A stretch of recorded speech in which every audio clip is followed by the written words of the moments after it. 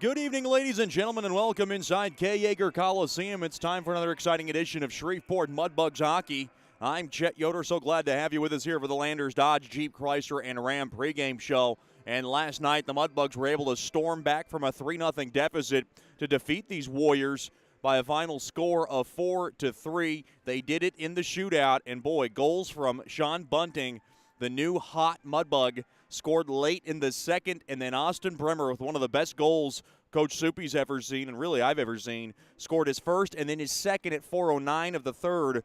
2 goals in about a 3.5-minute span or so, and the Mudbugs tied the game. There was no scoring in overtime, and then in the shootout, it was Lucas Sedlacek and Billy Fetchko who scored the goals in the shootout. And rather, it was Connor Gatto and Billy Fetchko who scored in the shootout. And Cullen DeYoung made one of the most ridiculous saves you'll ever see at the end to seal the game up at the end of the shootout. He also stopped a big shot on Nick Lanigan in the latter half of that third period. So glad to have you with us here on a Louisiana Saturday night as the Mudbugs get ready to take on Wichita Falls for this second game of this 2-game series. And this is the first weekend of this marathon road trip that the Mudbugs are on. After tonight, they'll stay here for a couple of more days, then go to Odessa for a 2-game series, and then they will close it up in Dallas, Fort Worth area, where they'll take on the New Mexico Ice Wolves, who can't play their games at home. We'll talk to head coach Jason Soupy Campbell after these messages. Mudbugs looking for the sweep tonight as they take on the Warriors from K. Yeager Coliseum. This is the Landers Dodge Jeep Chrysler and Ram pregame show, and you're listening to Shreveport Mudbugs hockey.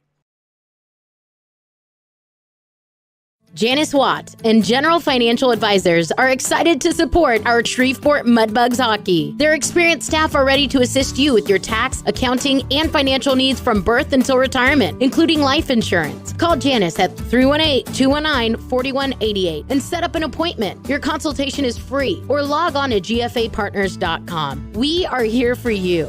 Go Mudbugs! Securities and investment advisory services offered through Royal Alliance Associates, Inc., member FINRA SIPC, and registered investment advisor. Generational Financial Advisors is a marketing name.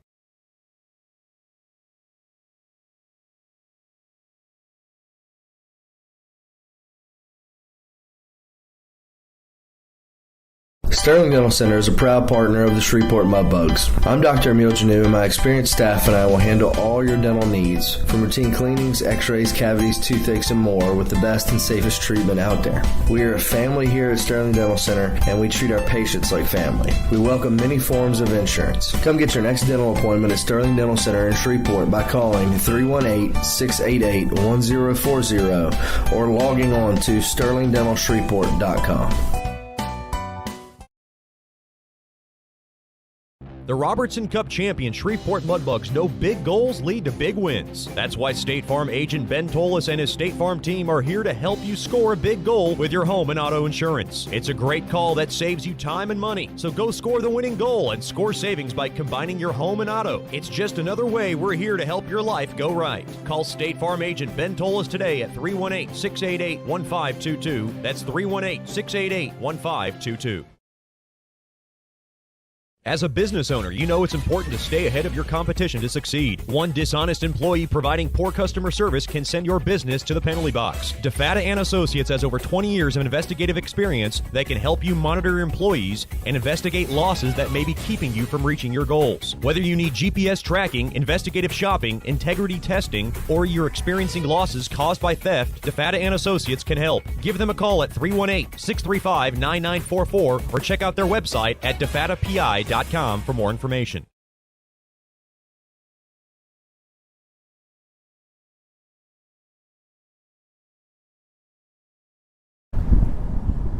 Welcome back into the Landers Dodge Jeep Chrysler and Ram pregame show. We're joined by head coach Jason Soupy Campbell. Game 2 of this 2-game series between the Warriors and the Mudbugs. And, you know, last night's game, former head coach Carlos Zernis would call it a greasy win. I'm sure there was a lot of grease. There was a lot of slobber. There was kind of just one of those messy types of games really on both sides of the ice. But, you know, the Mudbugs found a way to win and in comeback fashion. Just talk about your impression of the win. Yeah, I thought we were a little sloppy. We were doing a lot of circling, weren't really sound in our systems. But in the end, it was our first regular season game. Not to make any excuses, but because we've had some exhibition games. But you practice hard and you do what you can in practice to prepare. But there's nothing like the game situation. And we got down 3, and I'll hand it to our boys. It was a good character win to start the season, to pull together and find a way to come back and tie it and do a pretty good job in overtime and seal it in a shootout. Down 3-0, late period goals. They always say that they kill the other team when they give it up, and it boosts your team when you're able to get one. Bunting rams one in, and it just seemed like the momentum just kind of shifted. Did you see that kind of shift go into that third once you got that late period tally? Yeah, there's a lot of that goes on. Hockey is just a game of shifting momentum, and it can be anything from a goal to a big hit to a bad penalty, and that momentum can shift either way. So yeah, for our guys to bury one, I think that was a little bit again of a monkey off the back. Generated some decent opportunities, but once they got that, it just helps build a little confidence and a little bit of energy, and the guys just built off it, and we were able to find a way to bury 2 more. Yeah, talk about those 2 more. I mean, Austin Brimmer from a tough angle able to kind of snipe one in on the power play, and then a couple of minutes later he's able to tie the game. I mean, just a huge performance from this young man.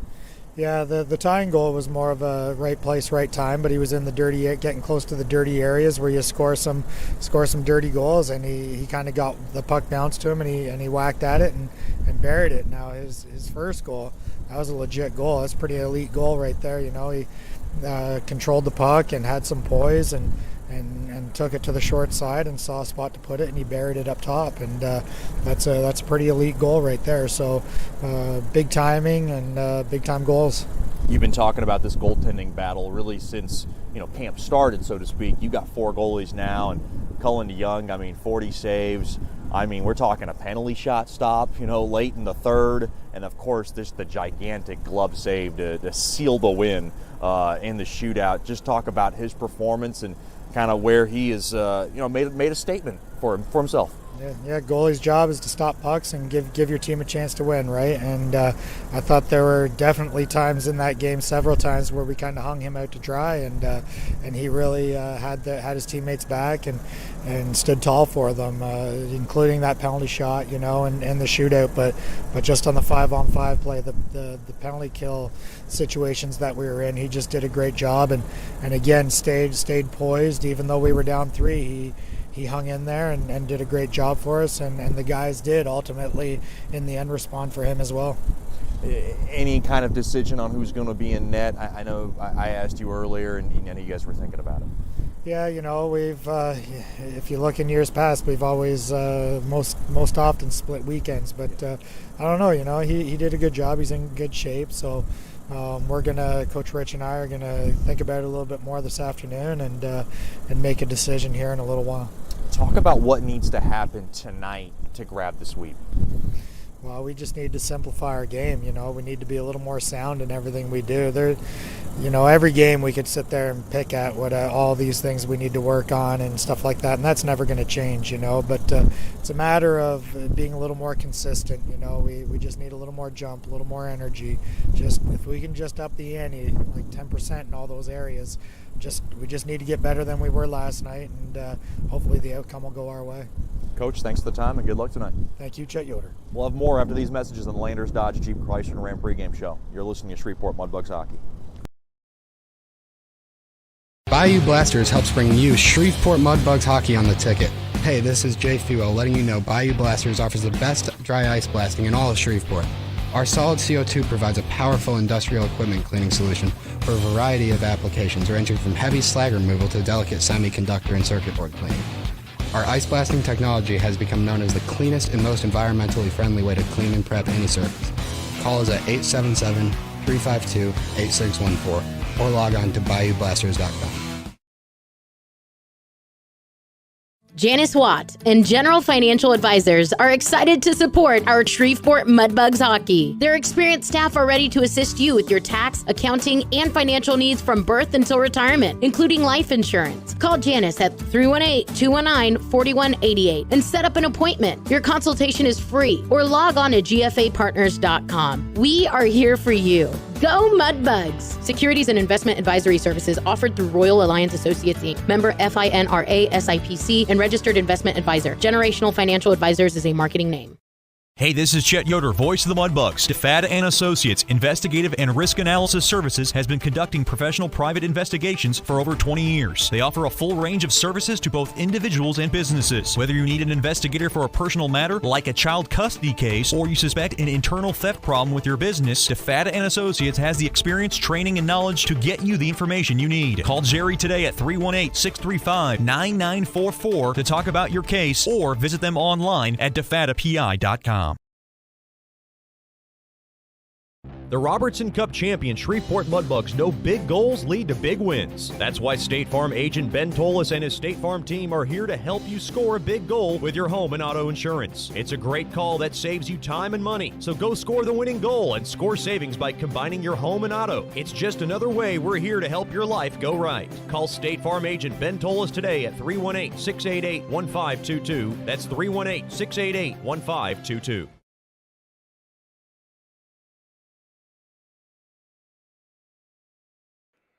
Welcome back into K. Yeager Coliseum.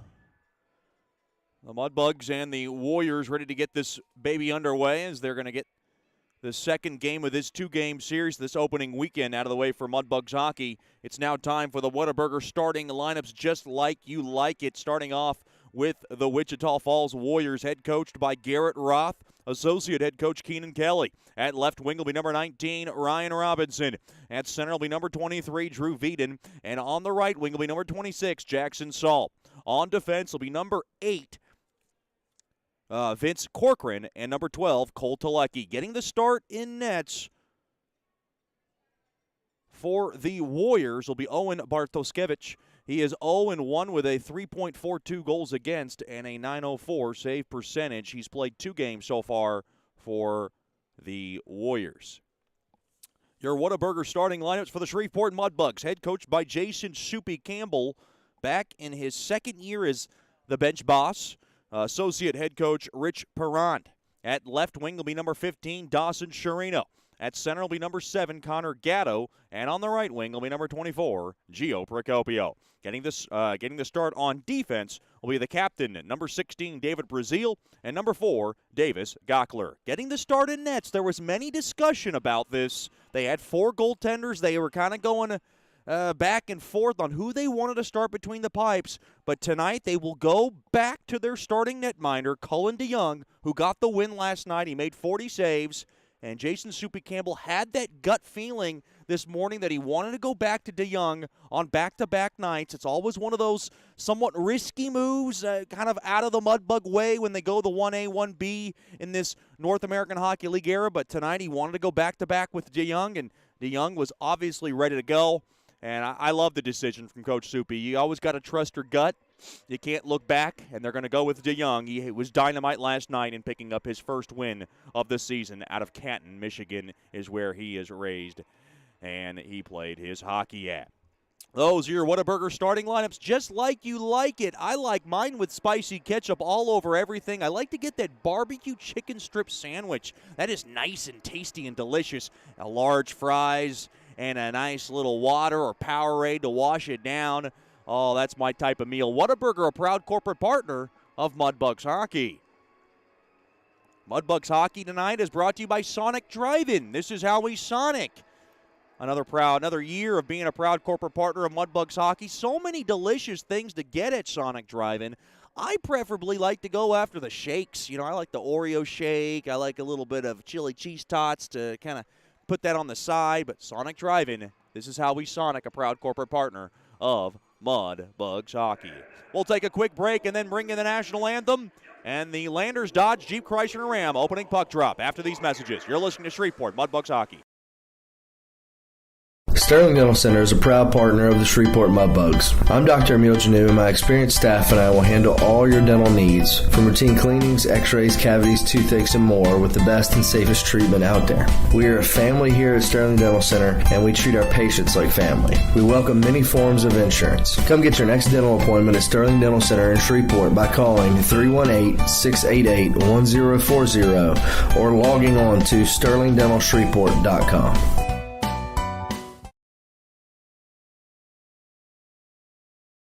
Janice Watt and General Financial Advisors are excited to support our Shreveport Mudbugs hockey. Their experienced staff are ready to assist you with your tax, accounting, and financial needs from birth until retirement, including life insurance. Call Janice at 318-219-4188 and set up an appointment. Your consultation is free, or log on to gfapartners.com. We are here for you. Go Mudbugs! Securities and investment advisory services offered through Royal Alliance Associates, Inc., member FINRA SIPC, and registered investment advisor. Generational Financial Advisors is a marketing name.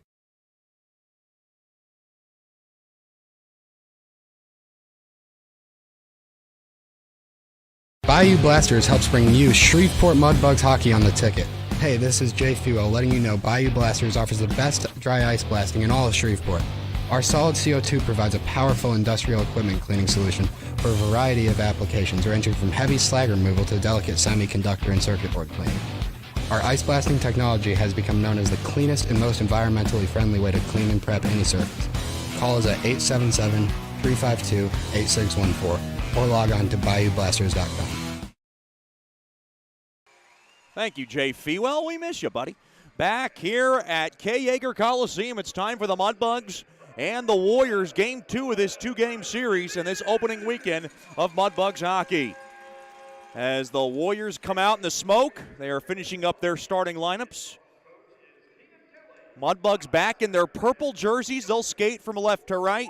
The Warriors in their home whites with the orange letterings and numberings. Kind of hard to see the numbers. Took me a little while to get the grasp of it, but I finally got it down, and we ask that you please rise wherever you may be. If in your cars, just put your hands on your hearts for tonight's national anthem.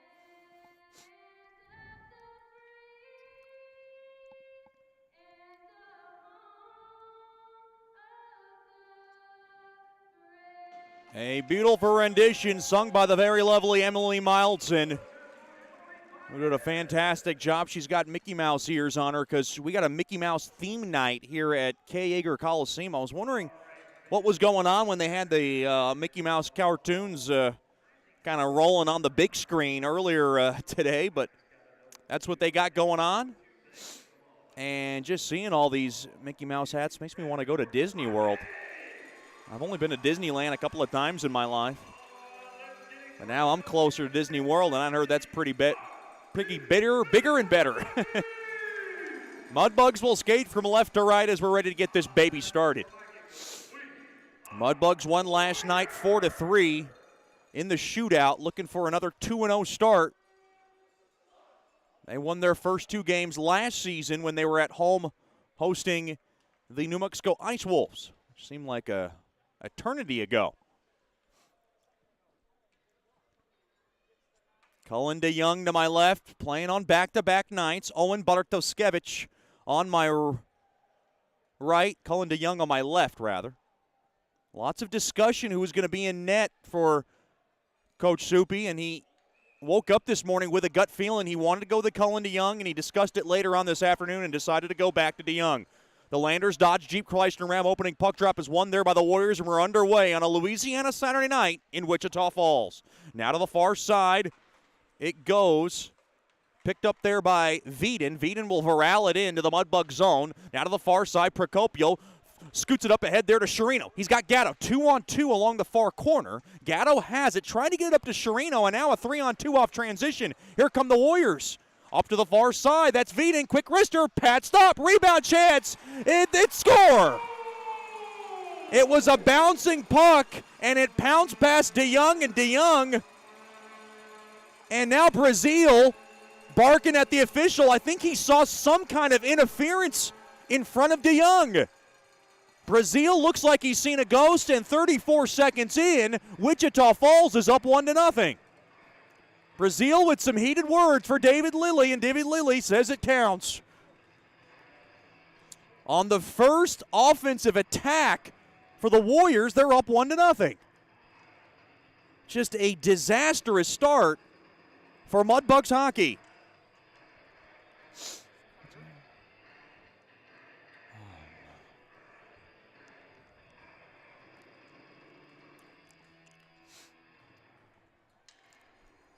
Absolutely, 35 seconds in, and the Warriors have a 1-0 lead. Jackson Salt gets the goal. Salt from Veeden at 35 seconds in. Just an unbelievable, unfortunate circumstance for the Mudbugs. Thrown into the net there by Hedden from the left point. Shoved aside there by Bartoskevich. Bartoskevich from Poland, hence the last name. Now behind the cage there by Kiefer. Quick shot there by Bunting, goes wide. Now from the right point, that's Peters. 1-0 lead for the Warriors. Pass goes awry, and the Mudbugs have to play catch-up again. Peters will throw it back to DeYoung behind his own cage. Now to the far side there is Bunting. Bunting has it back in his own end, locks it into the wall. Getting help there from Onstad. Trying to get it off the wall. Now played back up top. Quick wrister there. Blocked there by Peters on a shot there by Arneson. Played back up to Arneson. He can't hold the zone, and back into the neutral zone it goes. Wiseman to Arneson. Early 1-0 lead for Wichita Falls. We are a buck and a half into this baby. Now off to the near side, holding the zone. There is LaJoy. LaJoy has it. Quick wrister smothered up there by DeYoung, and he will make the stop. I mean, nothing DeYoung could really do on that goal. The puck was stopped by DeYoung, and then it kind of went over him. There was a little bit of contact in front of DeYoung there by Salt and Veeden, but David Lilly saw nothing to overrule that it wasn't a good goal. And you don't see David Brazil argue very much, but he instantly ran to the official after that goal was scored. Metcalf has it off the initial faceoff win there by Wichita Falls. Played up ahead there, caught there by Steele. He'll now catch it and steer it back over to his own stick. Back over to Chirino. Now played up ahead there to Dorfman. Dorfman loses his edge there, but he'll able to stay on his own 2 feet. Back out to center. Dorfman has it, and the Nashville, Tennessee native now will lug it into the far side. Quick wrister there. Stick save made there by Bartoskevich on a shot there by Sedlacek. Now up along the near side, LaJoy, committed to Denver. Throws it up ahead, tried to split the D. Backhand shot just wide.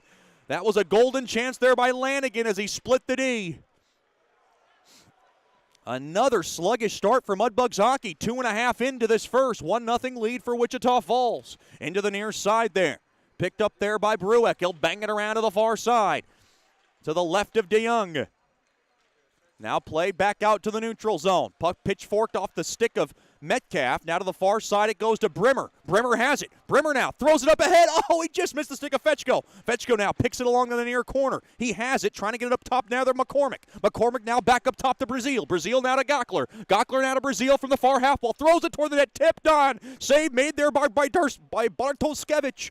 And as Brimmer tipped it on net. Now to the far side, trying to jam it out. Kept in there by the Mudbugs. And now kept in there as now Ian Carpenter will be able to slap it all the way down the length of the ice. Picked up there by Brazil, the captain for the Bugs. Throwing it up ahead there to Gatto. Here comes Gatto. Got a little space to Sherino. Sherino throws it toward the net. Blocked. Gockler now will just dish it into the far corner, trying to find the stick of Procopio. It's picked up there by Arneson. Now Wichita will be able to lug it up the ice the other way. Wiseman knocked down by, I thought it was a high stick. Now played back to the point. Wiseman now played it in deep. Salt tried a centering feed. It tips and goes into the protective netting to the left of DeYoung. 16-12 remaining here in the Generational Financial Advisors first period. 1-0 lead for the Warriors. For more information on planning your life's needs from college to retirement, you can call Janice Watt at 318-219-4188 or log on to gfapartners.com. So glad to have you with us for game 2 of this 2-game series. Puck now ricochets back out to center, picked up there by Kiefer. Kiefer's got Onstadt with him. Drop back to Onstadt from the far circle. Quick shot, glove save, made there by Bartoszewicz. Owen Bartoszewicz with a pretty routine stop as we are just about 4 minutes in to the Generational Financial Advisors first period, a 1-0 Wichita lead.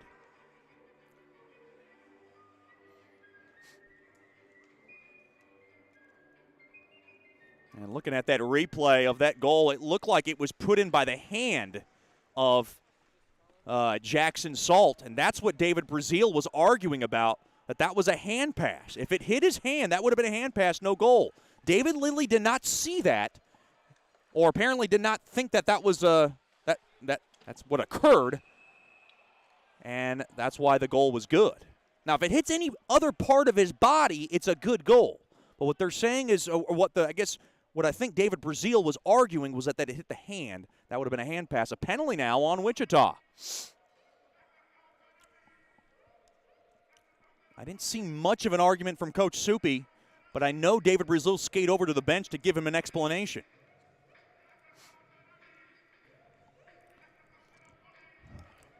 Mudbugs now on the AEP Swepco power play. They had one power play goal last night.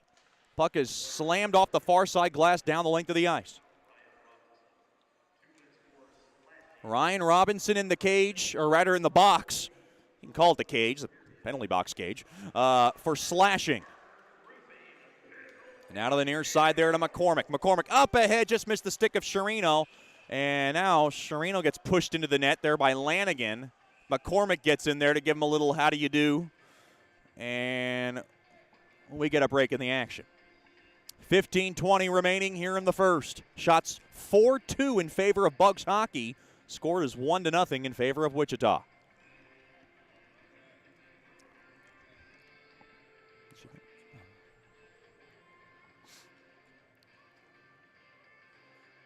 Well, the Mudbugs give up a goal 35 seconds into this game. I mean, fans couldn't even get warm into their seats. Played back up top to Metcalf. Metcalf to Fetchko. Fetchko fires one toward the net. He shot it wide from the bumper slot. Metcalf now in deep there to Brimmer. He mishandled that puck. Now into the near half wall it goes. Bunting trying to hold on to it. Scoots it up ahead there to Brimmer. Fetchko now working it off the walls. And now Fetchko has it. He backhands a pass up ahead there to Dorfman. Dorfman has it from the far half wall, down low there to Brimmer. Brimmer now back to Dorfman. Dorfman back up top to Metcalf. Metcalf waits. Now to Fetchko. Oh, Fetchko tried to pass through the slot, and there was too many white jerseys in front. Mudbugs now on the transition up ahead there to Dorfman. Bad pass. And the Mudbugs trying to hold the zone. That's Dorfman along that far corner. He has it behind the cage. He waits. Now to Gockler from the near half wall. Oh, no. Gockler blows a tire, and the puck is cleared down the length of the ice. We are down now to 45 seconds remaining on this AEP Swepco power play. Now to the far side there to Kiefer. What a good game last night. Kiefer now pokes it up ahead, back to himself to the far corner. He has it. He'll work it in deep. Gockler trying to help. Played back now and holding the zone there is Hedden. Now McCormick to Kiefer. Back to McCormick. McCormick has it from the far circle. Played back up top it goes. And that is Sherino. Now back up top to Hedden. Hedden waits. Hedden now from the far circle. Quick shot blocked. That's a big block there by Brueck. And the puck is deflected off the far side boards and out of the zone. 10 seconds left. One last rush here for the Mudbugs. Kiefer gains the blue line from the far side. He has it now back to Gockler. Now to Kiefer. Quick shot. Oh, I thought McCormick had a shot. Now a centering feed. Penalty is over. Back to Kiefer. Kiefer gets hauled down. Mudbugs wanted a penalty. They're not going to get one now on transition. Here's 3-on-2. Quick shot there. Save made there by DeYoung. Now the puck scrambles off his glove. Now wagon wheeled around the near wall and back out to center. Uh-oh. Mudbugs got caught on a line change. Quick shot there from the far circle. Good stick involved there by Sherino. Another shot. Save made there by DeYoung. On a hot shot there by Robinson. Penalty coming up.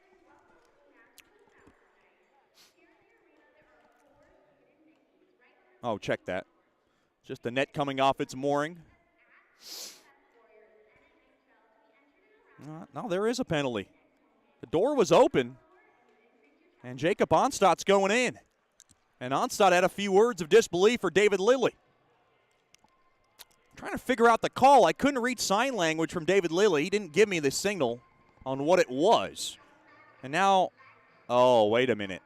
That might be a too many men on the ice penalty on the Mudbugs. And Jake Mack is going to serve it. Jake Mack, the 13th forward tonight from New Hudson, Michigan. Of course, his big brother, Joe Mack, is with the Mudbugs as well, out with an upper body injury. Hope to have him back in about maybe a couple of weeks. And now the Mudbugs on the first choice personnel penalty kill. Yeah, too many men. They got caught in that line change. That was a bad line change for the Mudbugs. They got away with one there, but they're going to have to now kill off these 2 minutes. Corcoran now to the far half wall. Wichita looks pretty fired up. Quick shot there, deflected just wide, and you knew Wichita was going to come out strong after their letdown last night. Now to the far circle. That's Saul. Quick wrister. Glove save made there by DeYoung. 12:51 remaining in the Generational Financial Advisors first period. 1-0 lead for Wichita Falls.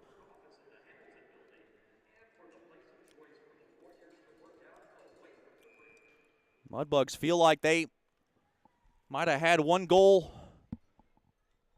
go against them in the wrong fashion 35 seconds into this game. They thought it was a hand pass, and you rarely see Brazil argue in the way that he did.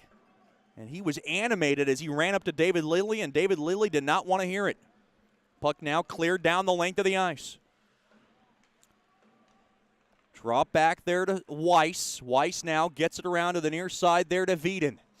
Veeden behind the cage. He'll rattle it around there to Weiss from the far half wall. He has it back up top now to Corcoran. Corcoran back to Weiss. Weiss now drops it down low there for Veeden. Veeden now kind of does a little pirouette off of Gockler. Tries to shake him off. Now to Salt from the near corner. Salt waits from the near circle. Now cross-ice pass there to Weiss. Weiss back up top to Corcoran. Corcoran waits. Now back over to Weiss. Weiss through the slot. Tried to find the stick of Wozniak as the puck now is chopped down the length of the ice. Good job there by the Mudbugs. First choice personnel penalty kill unit down to 35 seconds in, or left in it rather. 11:50 to go here in the opening frame. 1-0 lead for the Warriors. Thrown up ahead off the stick. And now poking it out of trouble. Oh no! DeYoung almost got caught as he tried to poke it out of trouble. And it was, I believe, Panchisson who tried to kind of deflect it in off of DeYoung. And now Procopio able to scoot that puck out to center. Down to 5 seconds remaining now on the power play for Wichita Falls. I'm a little surprised Bartoskevich is not slapping his stick when they're to let the team know there's only 5 seconds left. I thought that was an automatic goalie duty of assignment. Now to the near corner it goes. I don't think I've ever seen a goalie not do that. I thought that's like the first thing you learn. Now thrown to the neutral, picked off there by Procopio. Procopio one-on-one from the far circle, quick shot. Oh, it might have got a piece of the stick of Bartoskevich as it went to the protective netting. I'm not trying to get on a goalie or anything. Just thought that was automatic 101. 10:55 to go here in the opening frame. Shot 6-5 in favor of Wichita as they have the early 1-0 edge.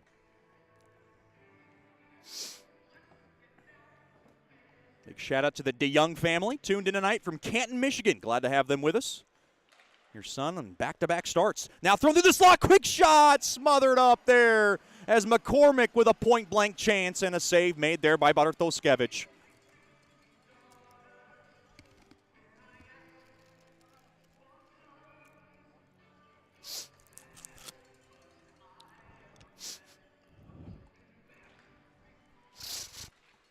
Play back up top now to the left point. Metcalf will mail it in behind the cage there to Bremer. Bremer has it now from the far corner. He lets it go, tries to get it in, nudge it across there to Fetchko right by him.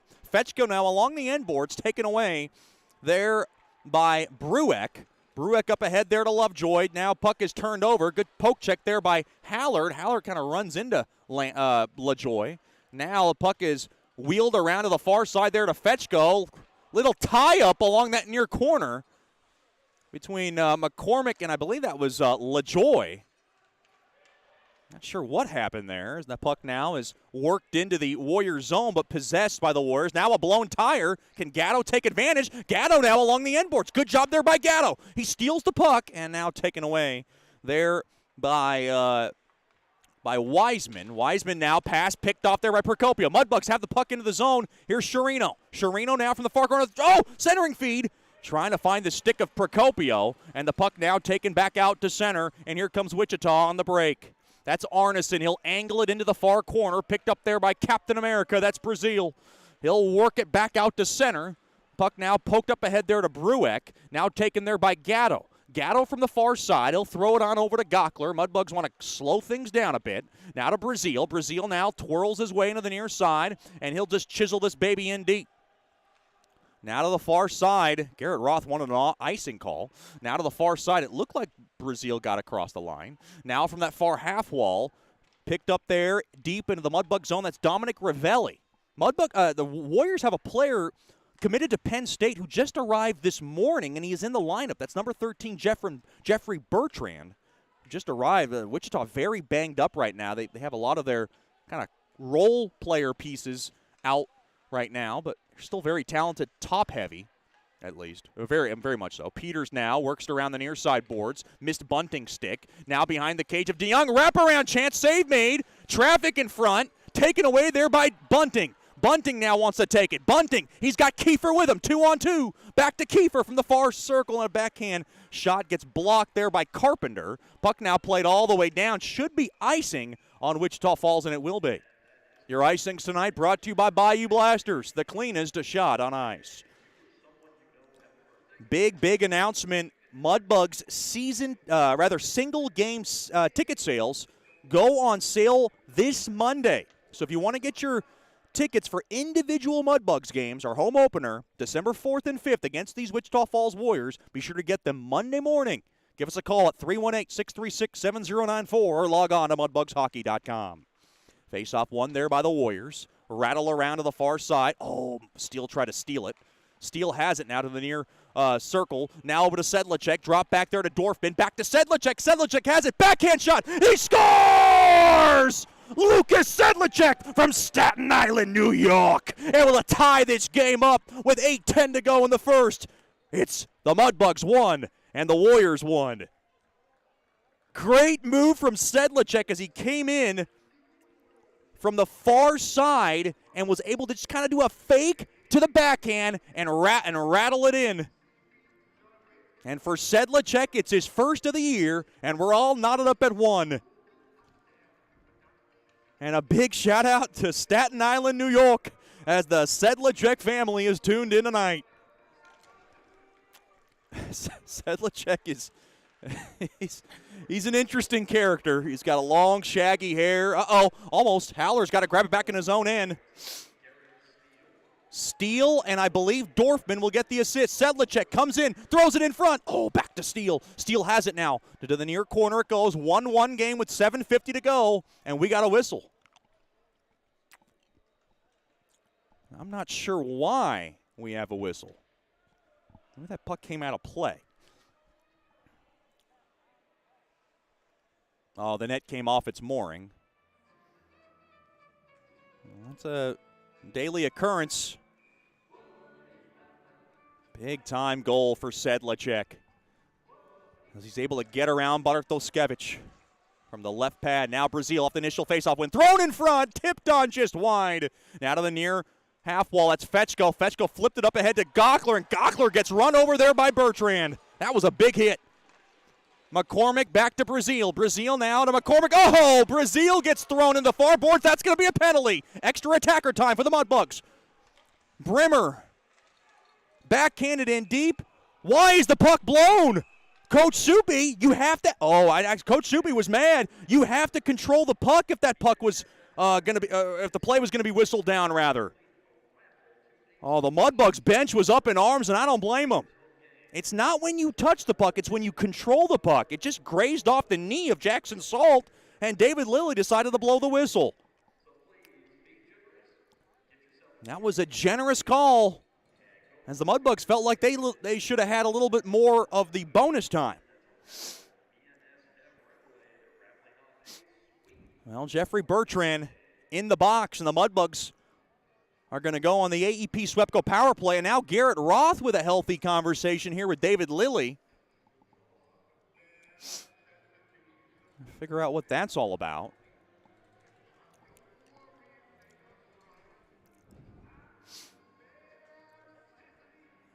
Boy, the Mudbugs have turned the tides thanks to Lucas Sedlacek from Garrett Steele at 11:50 to tie this game up. 7:23 remaining now in the first. As the puck now is forked off the far side boards and all the way down. Gockler a little bit sluggish getting back to his own end, and now Lanigan's got it. And now tripped up there is Sherino.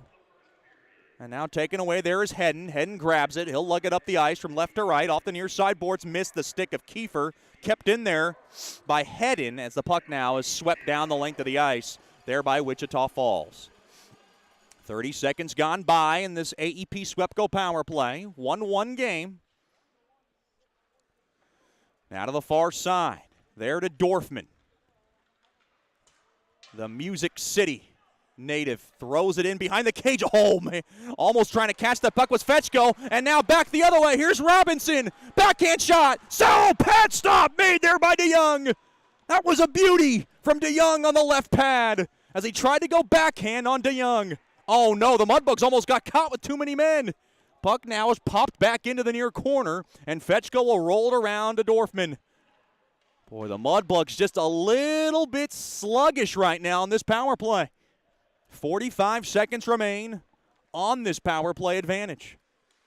Drop back on over to Bunting to the far side there to Dorfman.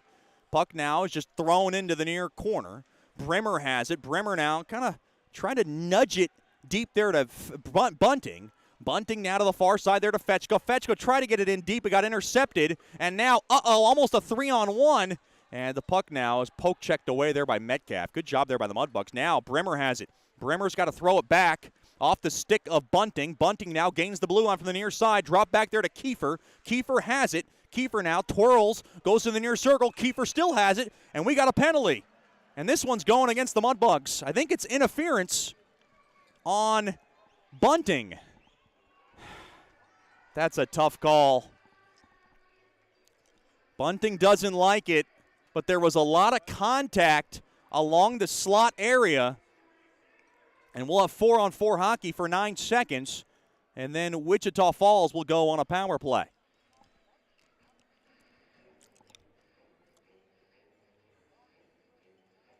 It felt like Bunting was kind of tied up with his man. And it felt like they were both kind of trying to jockey for position, and David Lilly decided to get Bunting for that call. I'm not saying it's a bad call. I'm just saying there was a lot of contact from both ends. 1-1 game with 5:31 to go here in the Generational Financial Advisors first period. Boy, Mudbugs showed a lot of character last night, winning in the shootout session 4-3. They had a tough time in the faceoff circle. Faceoff is battle at and won there by the Warriors. Lawson body has it. He'll bang it off the far side boards. poked at. Now Wichita's on the power play. They'll be able to set it up as they throw it back now over to Telecki. Telecki now will drop it on over to Wiseman. Wiseman now, quick shot. Oh, deflected just wide on DeYoung off the near side. Now Wiseman thrown back to Telecki. Telecki loses it. Now he handles it, holds the zone, 30 seconds into the power play for Wichita. Penalty kill brought to you by First Choice Personnel. Wise a shot. The net comes off its mooring. Whistle is blown. Looks like a hand pass was called.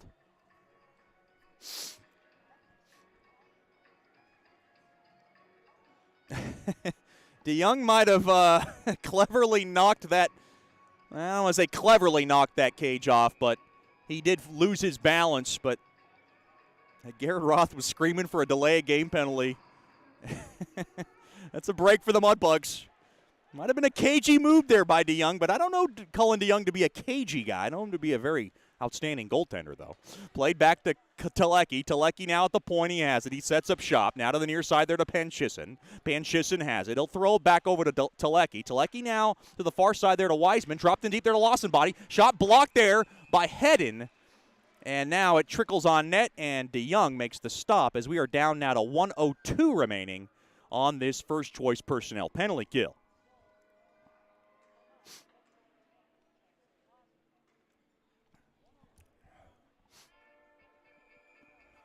Big shout out to the Brazil family tuned in tonight from Granville, Michigan. Glad to have them with us.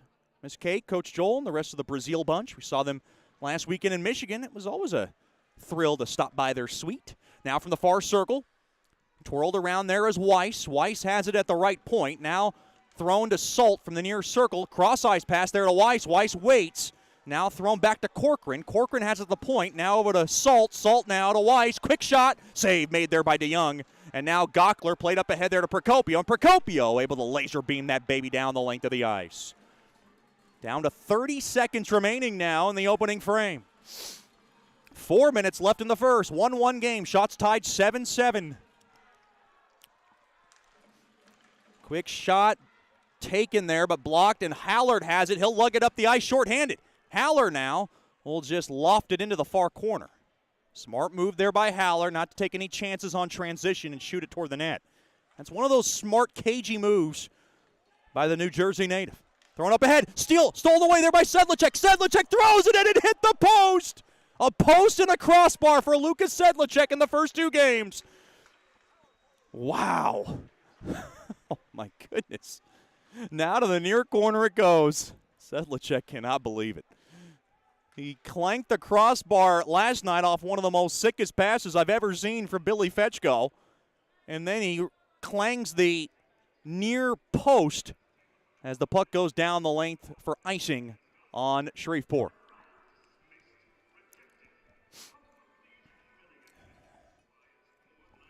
Five-on-five hockey with 3:13 to go in the first. 1-1 is the score. Stick around for the Brookshire's Food and Pharmacy first intermission show. We'll talk to David Brazil, the captain, in case you missed that interview. Had a good lengthy conversation with number 16. Always fun talking to that young man. McCormick works it into the Wichita zone, trying to hold it in there is Hedden. Oh, boy, McCormick holds the zone. McCormick gets bumped off the puck. Clean hit. Up ahead there to LaJoy, 2-on-2. Trying to work it in deep there to Lanigan. Lanigan now circles it to the far corner, throws it in front. DeYoung might have got a piece of it. Quick shot there. Score. And that is one DeYoung wants back. As Brueck had it from the near circle. That's Addison Brueck. And it beats the wickets of DeYoung. 2-1 lead for Wichita Falls. Time of the goal, 17-19 of the first.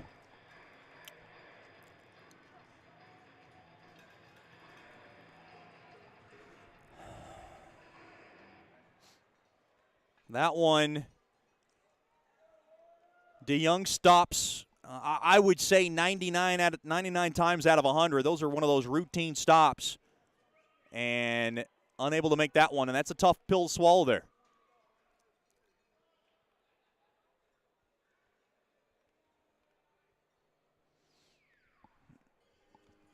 2-1 lead for the Warriors. And now we have a stoppage of play here.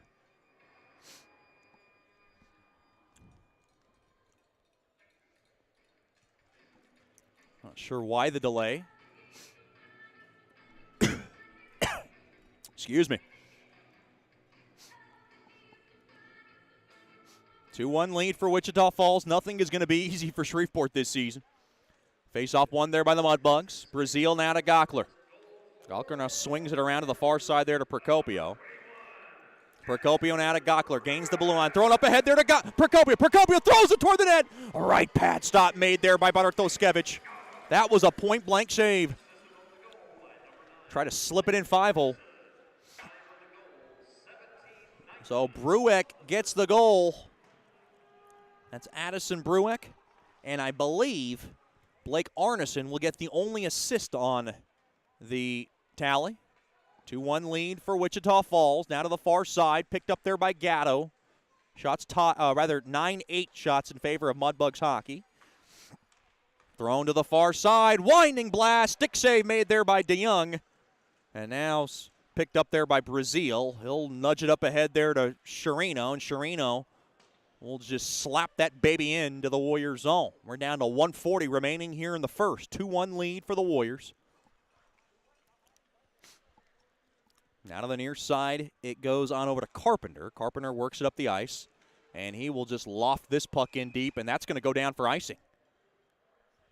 Boy, that is a lazy attempt there from Carpenter. Could not get across the red line, and that'll drive Garrett Roth crazy, or any coach for that matter.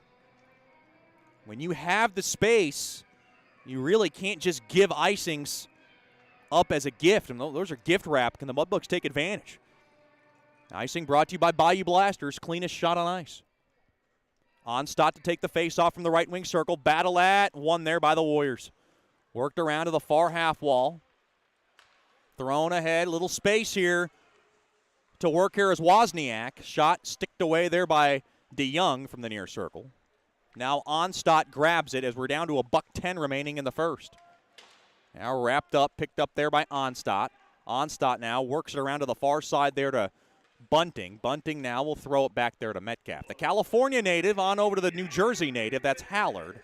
Hallard now up ahead there to Kiefer. He kicks it around the center boards. And now over to Metcalf. Thrown back to Hallard. 2 steps forwards, 1 step back. Up ahead there to Bunting as they go a couple of 2 steps forward now. They'll 2-step their way in to the Wichita zone. Now along the end boards. It's Kiefer. Centering feed got swallowed up and taken there by Wozniak. Wozniak off the far side board, softly played there. Try to find Bertrand, intercepted there by Hedden. Hedden now running that and outnumbered. He's just got to work it into that far half wall.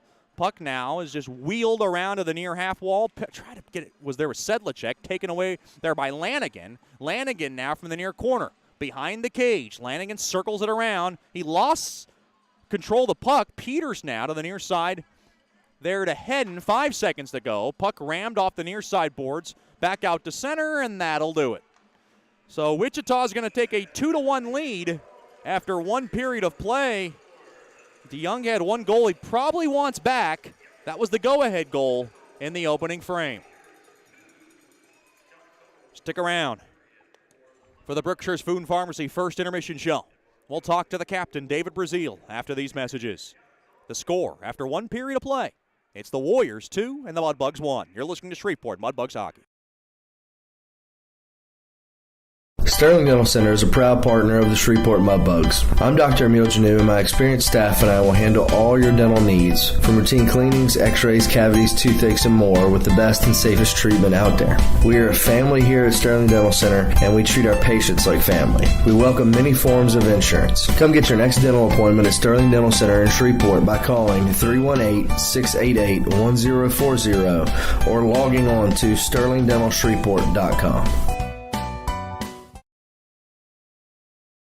Janice Watt and General Financial Advisors are excited to support our Shreveport Mudbugs hockey. Their experienced staff are ready to assist you with your tax, accounting, and financial needs from birth until retirement, including life insurance. Call Janice at 318-219-4188 and set up an appointment. Your consultation is free, or log on to gfapartners.com. We are here for you. Go Mudbugs! Securities and investment advisory services offered through Royal Alliance Associates, Inc., member FINRA SIPC, and registered investment advisor. Generational Financial Advisors is a marketing name.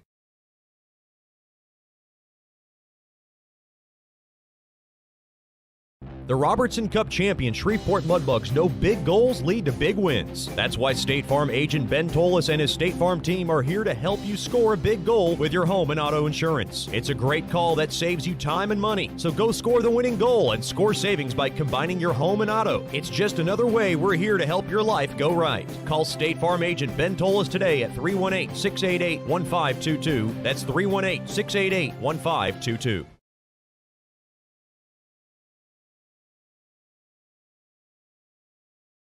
As a business owner, you know it's important to stay ahead of your competition to succeed. One dishonest employee providing poor customer service can send your business to the penalty box. DeFata and Associates has over 20 years of investigative experience that can help you monitor your employees and investigate losses that may be keeping you from reaching your goals. Whether you need GPS tracking, investigative shopping, integrity testing, or you're experiencing losses caused by theft, DeFata and Associates can help. Give them a call at 318-635-9944 or check out their website at defatapi.com for more information.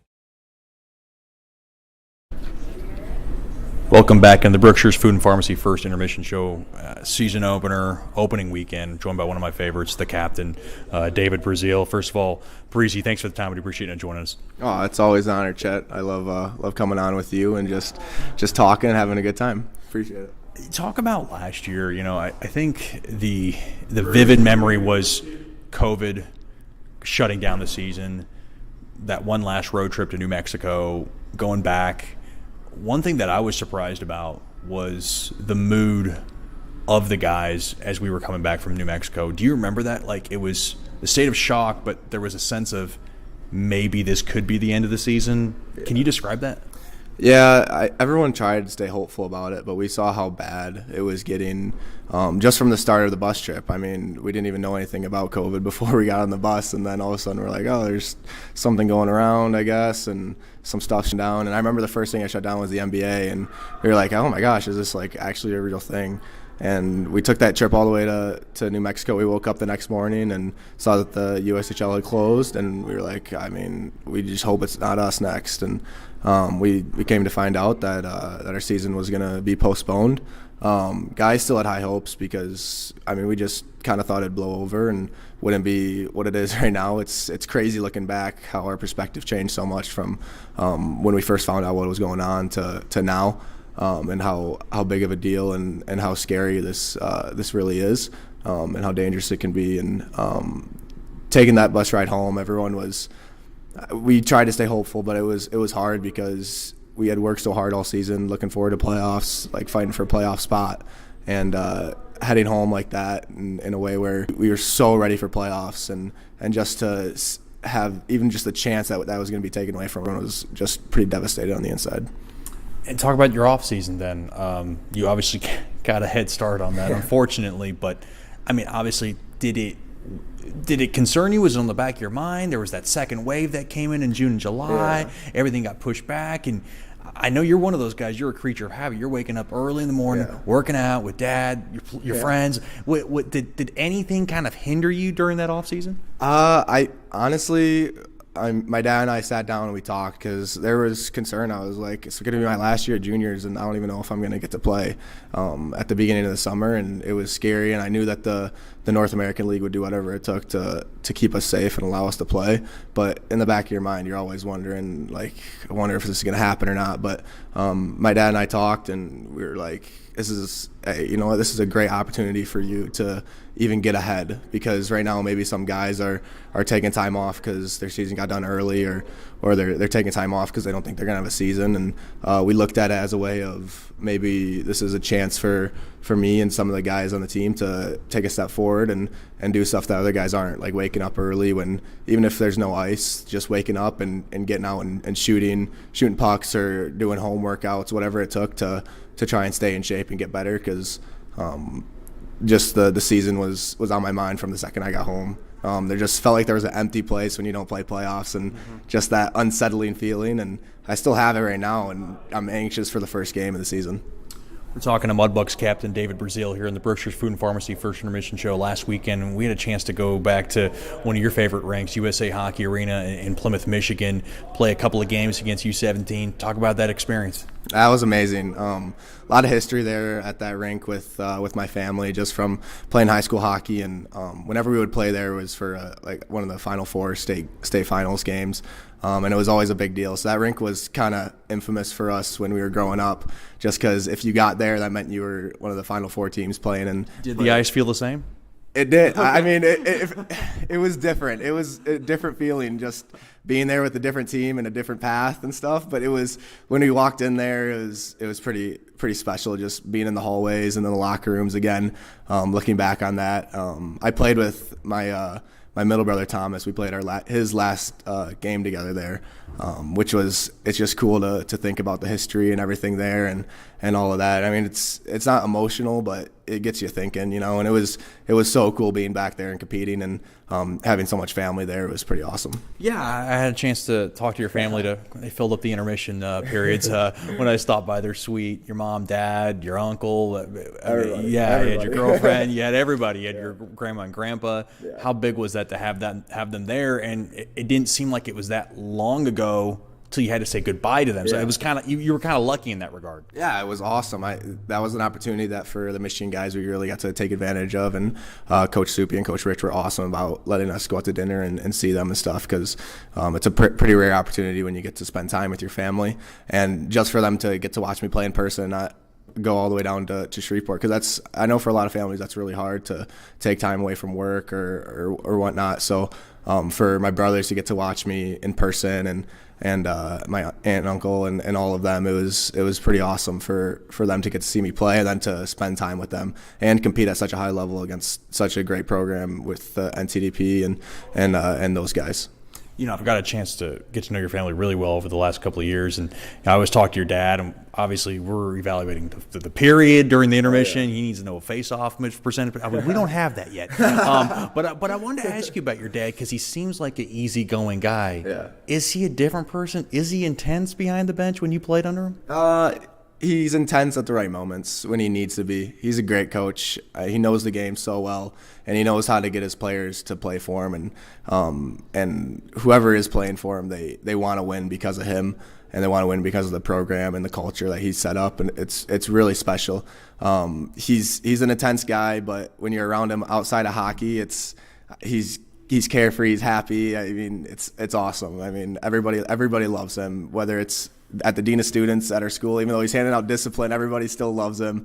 Or it's at the ice rink. I mean, he's a person that is going to do whatever it takes to help you become the best person and the best hockey player, or whatever your goals are in life.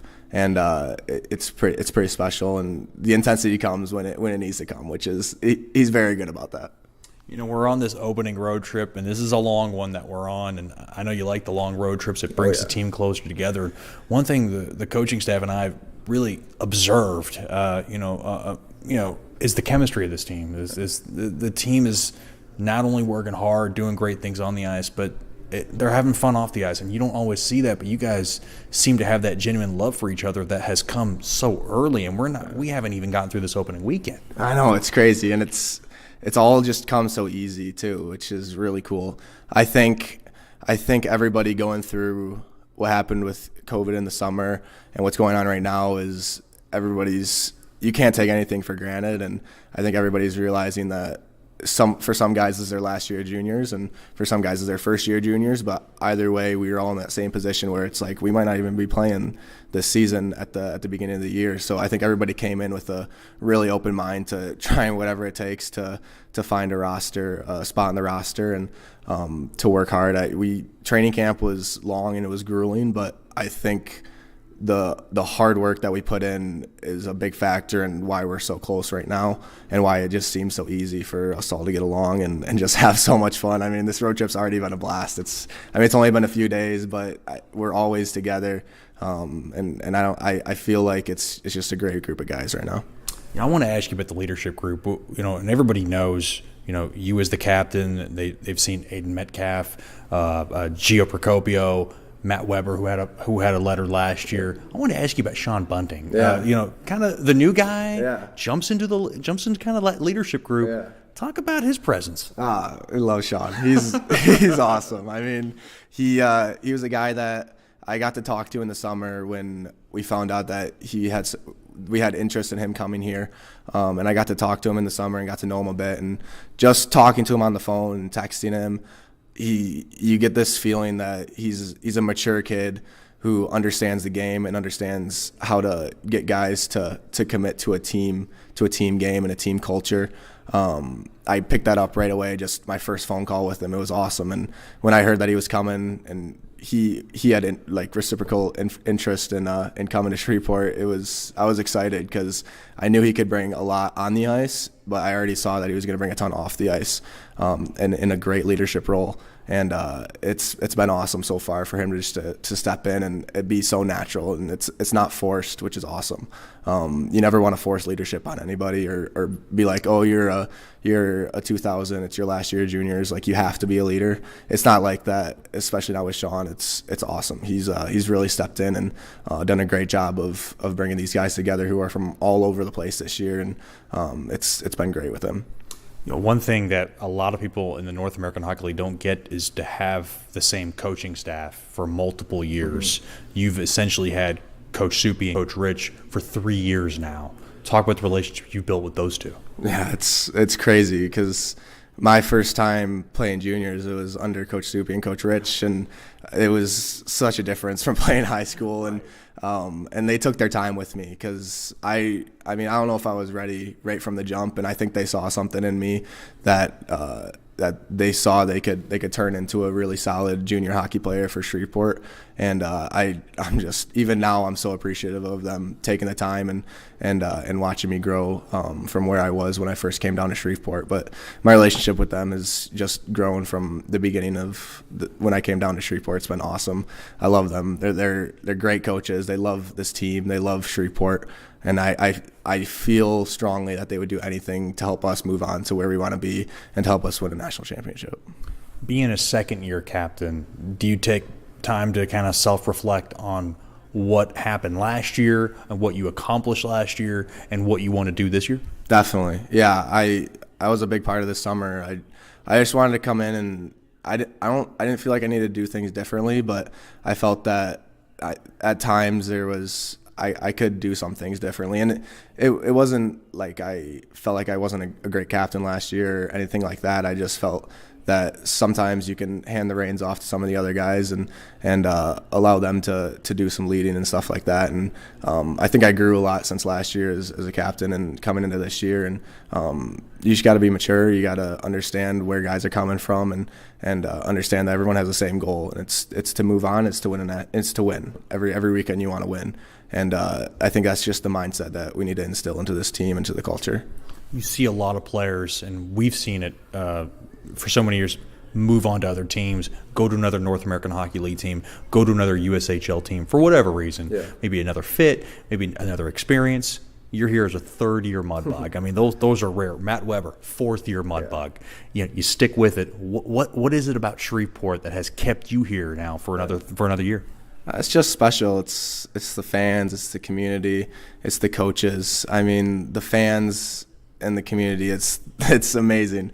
In the summer, I miss it. I miss being down in Shreveport and thinking about this being my last year. I know I'm going to be back in the summers, and I know I'm going to hopefully have time to come down in the season because please do. Yeah, because I'm going to miss it. I love the billets. I love all the fans, the season ticket holders. I mean, everybody.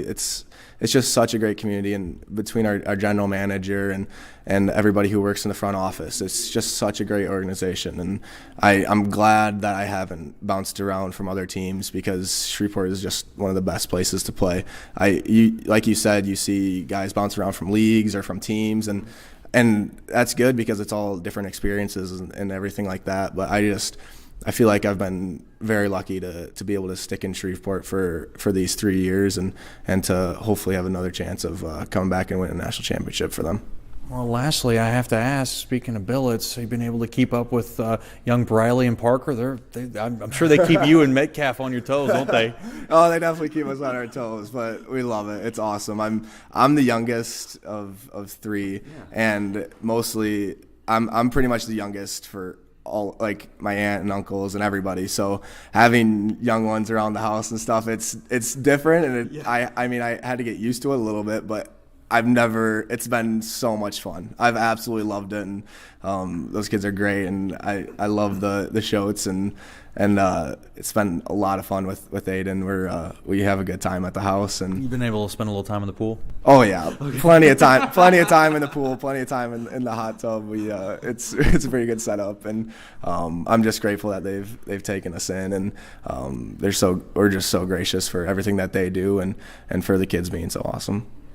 Best food dish, courtesy of Jordan Choate, would be? Oh my gosh, she's been doing great. Between her and Zach, I mean, the food's been pretty awesome. We had the other day we had some crawfish pasta, and that Are you a crawfish guy? love crawfish. Love crawfish.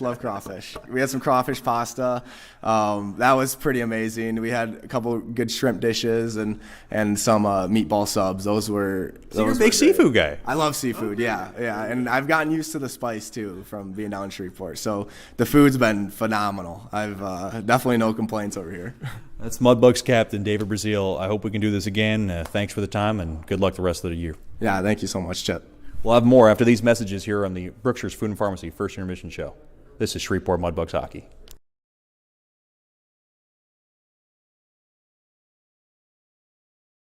Hey, this is Chet Yoder, voice of the Mudbugs. DeFada and Associates Investigative and Risk Analysis Services has been conducting professional private investigations for over 20 years. They offer a full range of services to both individuals and businesses. Whether you need an investigator for a personal matter like a child custody case or you suspect an internal theft problem with your business, DeFada and Associates has the experience, training, and knowledge to get you the information you need. Call Jerry today at 318-635-9944 to talk about your case or visit them online at defadapi.com.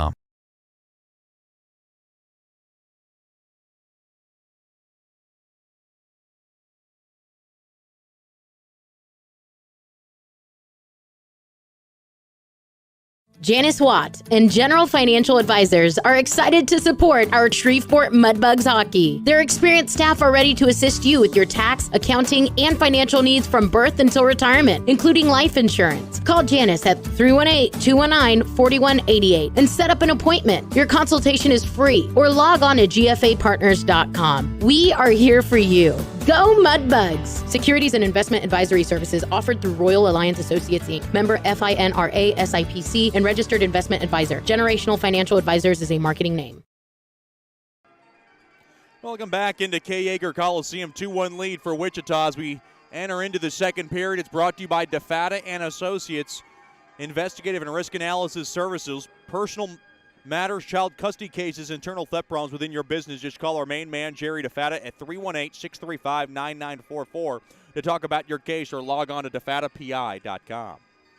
Shots after 1, 10-9 in favor of Wichita. They're up by 1.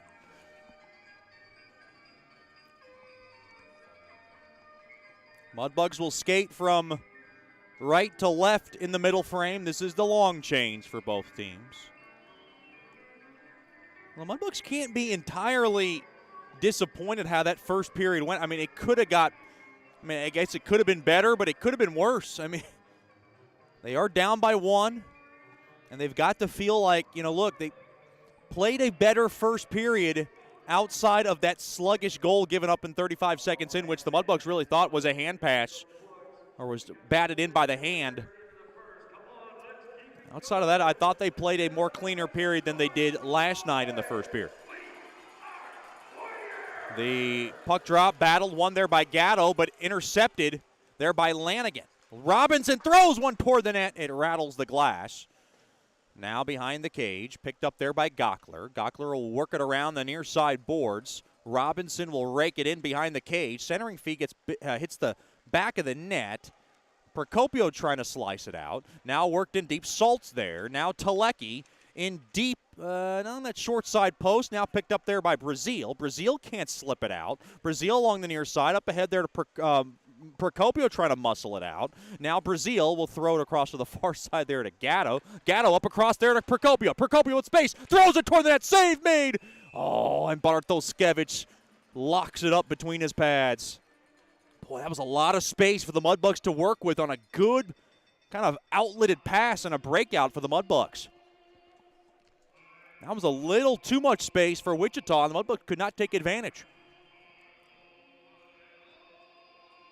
Face off deep in the left wing circle. Onstadt will take it. He wins the faceoff. Back up top to Hedden. Hedden has it. Hedden from the left point throws it wide, and he's going to miss everybody because it's picked up there now by Bertrand. And Bertrand now will scoot it up ahead there to Lawson-Body.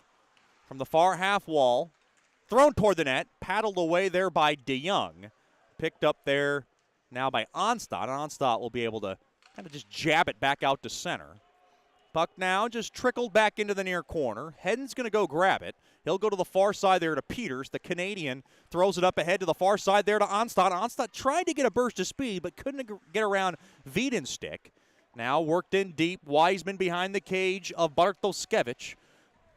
Behind the cage now Arneson has it. Quick intercepted there by Bunting. Throws a shot toward the net. It hit the side of the net along the far side. Bunting now behind the cage. He has it. Bunting now from the near circle. Waits from the near corner. Dropped in deep. Intercepted.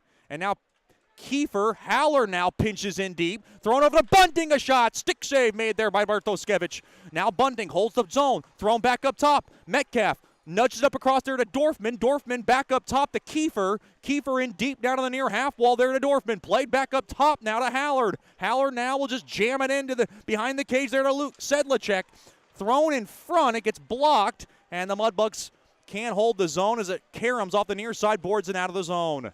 Out of the cage goes DeYoung. Up ahead there to Sedlacek with a burst of speed. Here comes Sedlacek. Drop back pass. Quick wrister. Gets the glass. That was Dorfman from the high circle from the far side. Now through the neutral zone. Up around to the far side. Steele. Steele now will just nudge it in to the Warrior zone. Hard hit. Turnaround shot there by Steele. Save made there by Bartoskevich. Sedlacek a drive, blocked in front, whacking at it there is Steele, save made, rebound chance, another save made there by Bartoskevich. Sedlacek in the mess, and now we got a traffic jam in front. Pushing and shoving, a domino effect in front of Bartoskevich as he skates out of the crease. Couple of good looks for the Mudbugs from Steele and Sedlacek trying to get one through.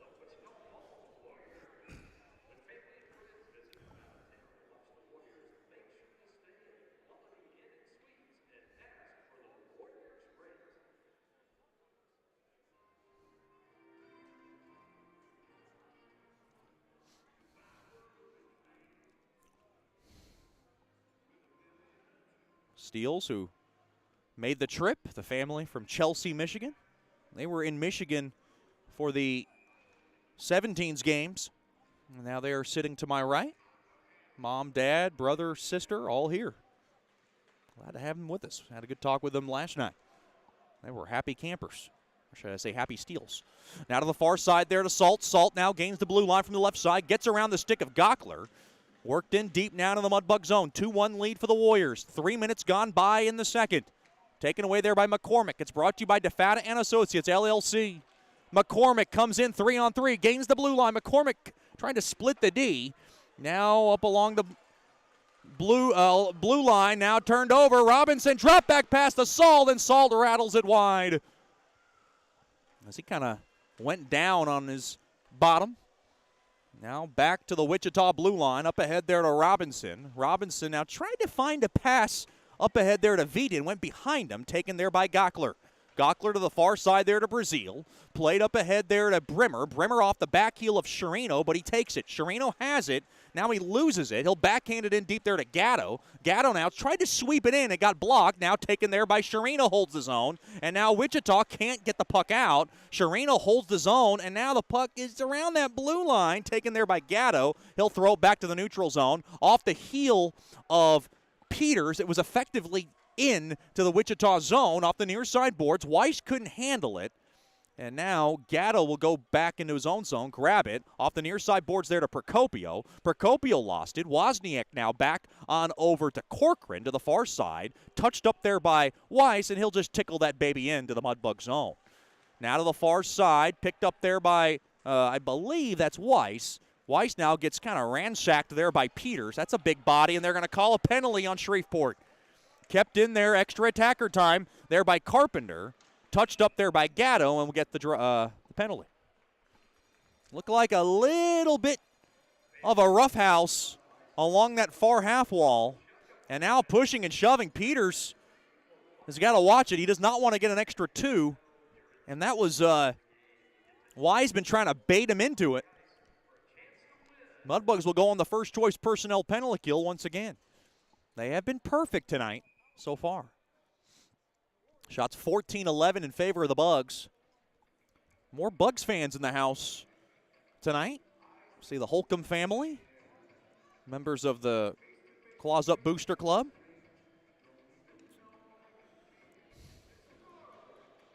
Chuck Landry, Billet Dad in the house, among others. Good to have Mudbugs making the trip. Just about a 5-hour drive from Shreveport. Face off to the right of DeYoung.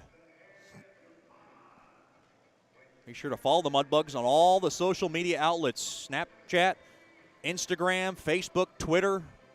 They're on all of that for the latest and hottest information on Mudbugs hockey. Played back up top.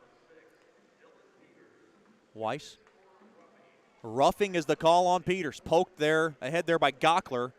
Picked up there by McCormick, but he can't get the puck out. Oh, boy. From the slot, quick shot. Intercepted there by Procopio. He wants to run with it. He's got McCormick with him, 2-on-2. Throws it toward the net off the glove of Bartoskevich. Now played up ahead. Transition. Far side. Look out. Veden turns around now, and he'll curl it back to the point. Now to Corcoran from the right point as Wichita sets up shop. Quick shot. Save made. Rebound chance. Poked that to the near corner. Chopped that there by Brazil. He can't get it out. Now along the end boards. Thrown in front. And now bodies sitting on the biscuit. That's McCormick. Mudbugs can't clear, though. Quick shot. Glove save. Rebound chance. There's a dangerous puck. Another shot through traffic. Weiss shot it wide. All kinds of duress in front of DeYoung. Weiss has it from the near circle. He waits. Throws it toward the net. Save me. Score! Oh, no. Off the back heel of DeYoung on one of the most flukiest bounces you'll ever see. 3-1 Wichita. And that's it. The night is over for Cullen DeYoung. Luca DePasquo's coming in.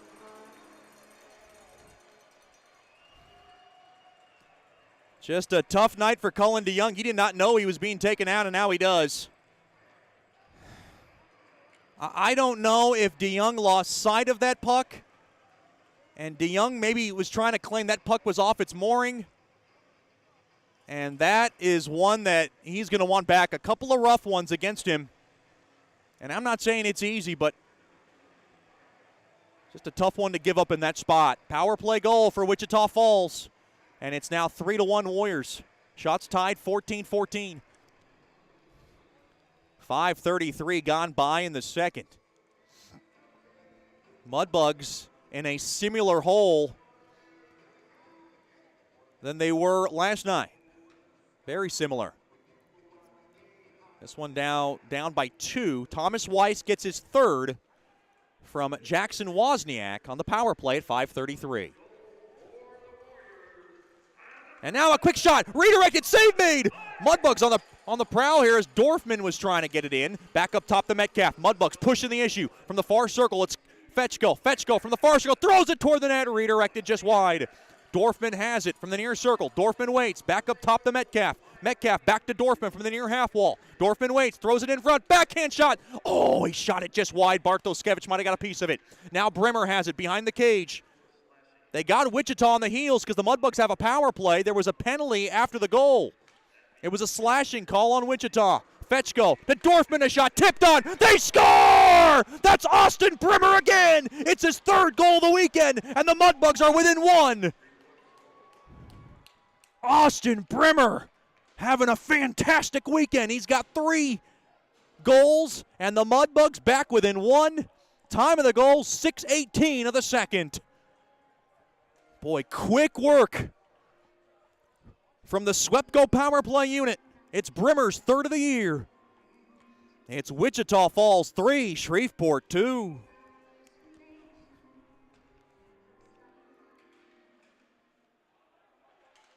You know, great gesture from the Mudbugs bench going up to DeYoung saying, hey, look, we're going to get those goals back. Don't you worry about it. And they got one back for them right now. Now they're down 1. Okay, they're going to give it to Dorfman. I'll have to get the official call here. I thought it hit off the stick of Brimmer and redirected in.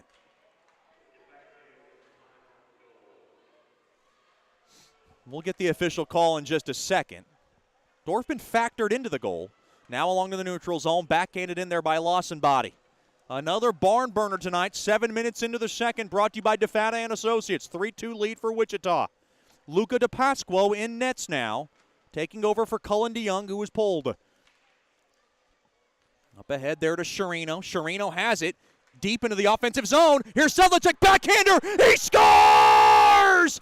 Sedlicek does it again from the far side. He slips one past Bartoskevich, and this game is tied. New York, New York, with a big-time tally, and we're all knotted up at 3. Bang, bang, oh my gumbo, the Mudbugs with a burst of energy. And we're all even with 7:16 to go in the second.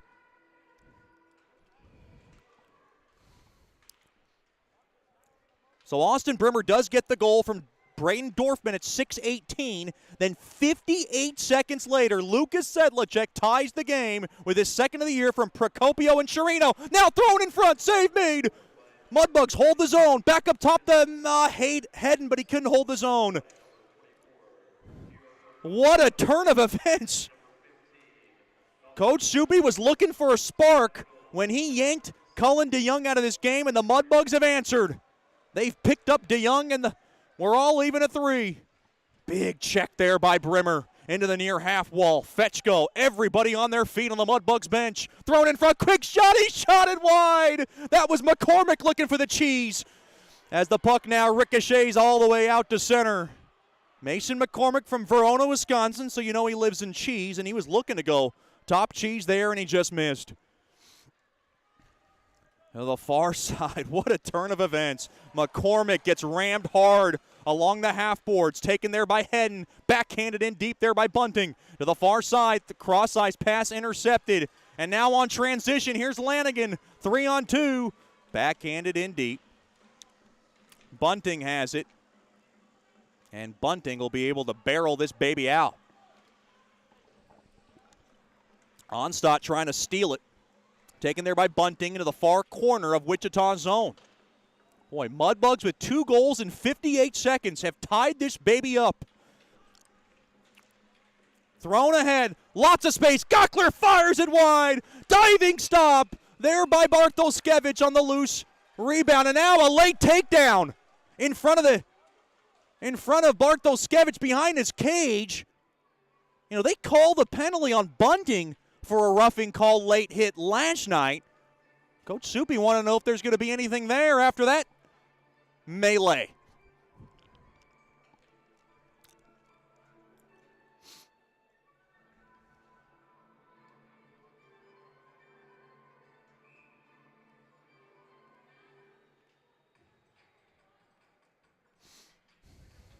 And now a break in the action. We're all knotted up at 3 with 11 minutes to go in the second. You're listening to Shreveport Mudbugs Hockey.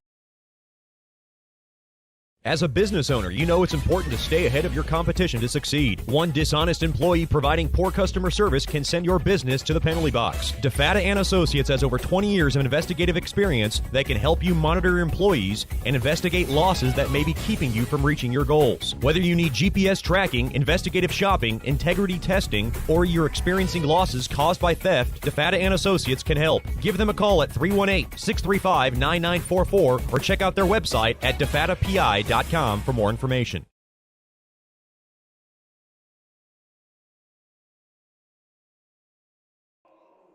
Welcome back into K. Yeager Coliseum. Cullen DeYoung gets replaced by Luca DePasquo. And you're always looking for a spark, down 3-1, and at 6:18, Austin Brimmer able to tip home his third of the year. 3 goals in 2 games, assisted by Braden Dorfman on the power play. Then Lucas Sedlicek, 58 seconds later, scores his second of the game, assisted by Procopio and Dawson Chirino. And Sedlicek feels like he was owed a couple back after a crossbar last night and a post tonight, and it kind of evened it out. The hockey gods have a way of doing that. So we're all even now, Sedlicek. 11 minutes left here in the second, brought to you by DeFata and Associates. 3-3 game. Face off in the right wing circle, left wing circle. Oh, boy, puck trickled toward the net. Save made there by Bartoszewicz. Salt now sends it back out to center. Off the near side boards in deep into the Mudbug zone. Hard check there as Brazil works it around the far side boards, nudged across there by Sedlicek, taken there by Dorfman, but he couldn't get the puck out. Now a secondary attempt. Dorfman's going to grab it. Dorfman to the near side there to Steele. Steele now wants to take a little reset back, and he'll throw it to Gockler. Now Brazil will settle things down. 3-3 game, 10.5 to go in the third. Back to Brazil. Brazil now works it up the ice from left to right. Brazil works it in now. Throws it toward the net. Pad stop from the near angle. Now back up top to Gockler. Gockler now over to Sedlicek. Sedlicek throws it in for a tipped-on net. It went just wide. It might have got a piece of Bartoszewicz. To the near corner it goes. Salt has it. Salt throws it off the far side board. Should be icing on Wichita, and it will be as Gockler touches it up. Gockler was barking about something right away when he touched up on that icing call. Well, anyways, big shout out to the Gockler family tuned in tonight from Cumming, Georgia. Glad to have them with us. Mr. and Mrs. Gockler, of course, sisters Rachel and Grace, and little brother Luke. I can just taste those pumpkin spice chocolate chip cookies that Mrs. Gockler made last year. Those were delicious. She had a big old bag, too. It was like a dumbbell full of cookies. I was thrilled.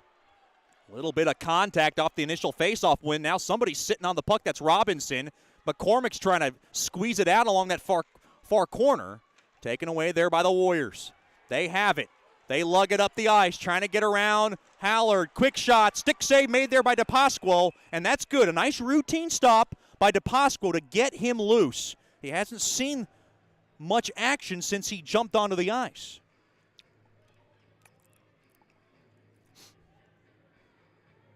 We saw the DePasquo family actually make the trip last night. They may be here in the house, and that'll be nice for them to see young Luca. Oh, there's a penalty coming up to McCormick. Oh, they're going to even it up. Okay. Coach Soupy was about to lose his mind. You don't see that very often. Brennan Couette and Mason McCormick are both going to be in the box.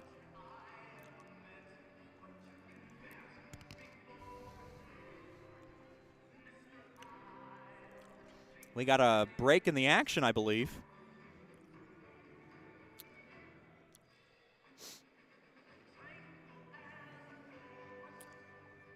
Handling the camera duties to my left, aspiring Mudbug player, Logan Gotinski. I want to give him a nod. He will be seeing some action, hopefully in the near future. And the one thing about Gotinski is he knows it's a process. He knows that he wants to play, but he also knows that it comes with a competition, and he's respected that. And I think some players handle it different than others. I think people take it personally, and Logan Gotinski's one of those guys. I don't think he takes anything personally. So it's one of those guys that's really fun to be around, and we're just glad to have him around. He's one of the first guys to introduce himself to me, so I always appreciate that too. Getting to know a lot of the new Mudbugs, and this is a good group. This is a really fun group. 2 months of training camp, and here they are now in a 3-3 game with 9:44 to go. They got a win under their belt.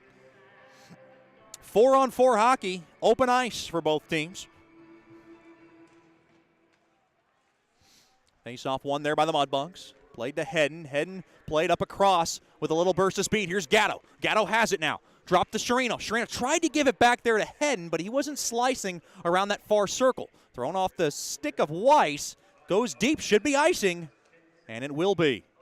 Big shout out to the Gatto family. Tuned in tonight from Jacksonville, Florida. Thanks for the follow on Twitter as well. I appreciate that. Mr. and Mrs. Gatto tuned in. Connor Gatto, one of the more quiet guys on the team, but well, he can eat. I mean, we were at the pregame lunch, and he was building a mountain of spaghetti. I was impressed. I don't think anybody had a problem with it. We were all just surprised. He's got the Chet Yoder appetite here. In deep now behind the cage. Sedlacek threw it back, but it got intercepted. Up ahead there to Weiss. Gains the blue line from the near side. Now spun around there by Brazil. A male model of the captain, that's Brazil. He has it, gains the blue line. Brazil now throws it toward the net. It went wide. Now to the near circle. Battle that there. Sedlacek there. Spun around there by Telecki. He'll get it back out to center. Little space here to work with here for Jackson Wozniak. He'll work it in deep. Now Peters will throw it to Gockler. Gockler up ahead there to Sedlacek. Sedlacek will drop it off there for Gockler. Gockler will just kind of send it in. And the puck now taken away there by Wozniak. 3-3 game, 8:38 to go here in the second period. Shots 23-15 in favor of Bugs hockey. Dorfman has it. Backhanded to the far side there. Now worked in Arneson around the far side. He'll just squeak it through. Gathered into that near corner there by Lanigan. To the left of DePasquo. Lanigan, quick shot there, goes wide of DePasquo. Luca DePasquo. Good friends with Logan Kotinski. To the near side, quick shot, score! From the near circle, that was Wiseman, and he beats DePasquo, and Wichita leads 4-3. Folks, this is going to be one of those wild games. High scoring, it seems, as we're still 8:04 remaining in the second.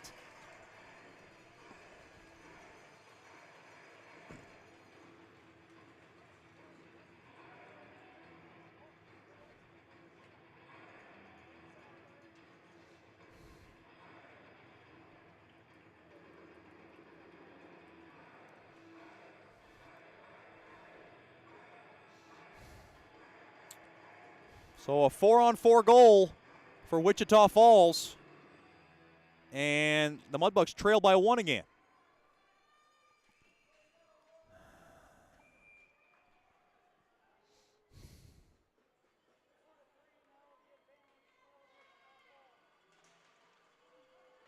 You know, an interesting fact for the Mudbugs. The Mudbugs have never led in the 2020-2021 season. They have not had a lead in these two games. Quick shot there by Fetchko, and they're going to have to play catch-up again here. Addison Brueck gets the goal. 11:56 time of the goal. Now the puck lofted up ahead there to Coet. 2-on-1 if they hurry. Thrown across. And oh, nice break up there by Hedden as he had that passing lane rather broken up and blocked. Puck now sailed back into the Mudbug zone. Taken there by McCormick. Another seesaw battle, but the Mudbugs want to be on top. They have not been, like I said, in the lead all weekend. McCormick works it up ahead. McCormick now works it away. Quick shot. Pad stop made there by Bartoskevich. Now to the near corner. Sharino a backhander. He shot it wide. Trying to hold the zone. Up ahead there to Metcalf. Metcalf throws it in. Quick shot there by Procopio off a tough angle. Pad stop made there by Bartoskevich. Now from the far side. Angled just wide of DePasquo. Now off the stick of Metcalf. It goes in deep. Now behind the cage of DePasquo, the 03 born. The goals are actually from Wiseman, from Broek and Lanigan at 11:56. Now from the high slot, backhanded in deep into the near corner to the left of DePasquo. Procopio's got it. Procopio trying to muscle up ahead there to Sharino. Sharino gets, checked hard in front of the Mudbugs bench. And now Lanigan on transition, 3-on-2. Here come the Warriors. Quick shot, redirected, just wide rebound, chance, score. DePasquo was out of position, and the Warriors have a 2-goal lead again.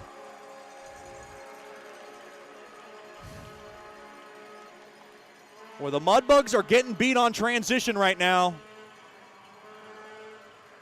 And every time you give Wichita an inch, they're stretching them out for the yard. Back to 5-on-5 hockey.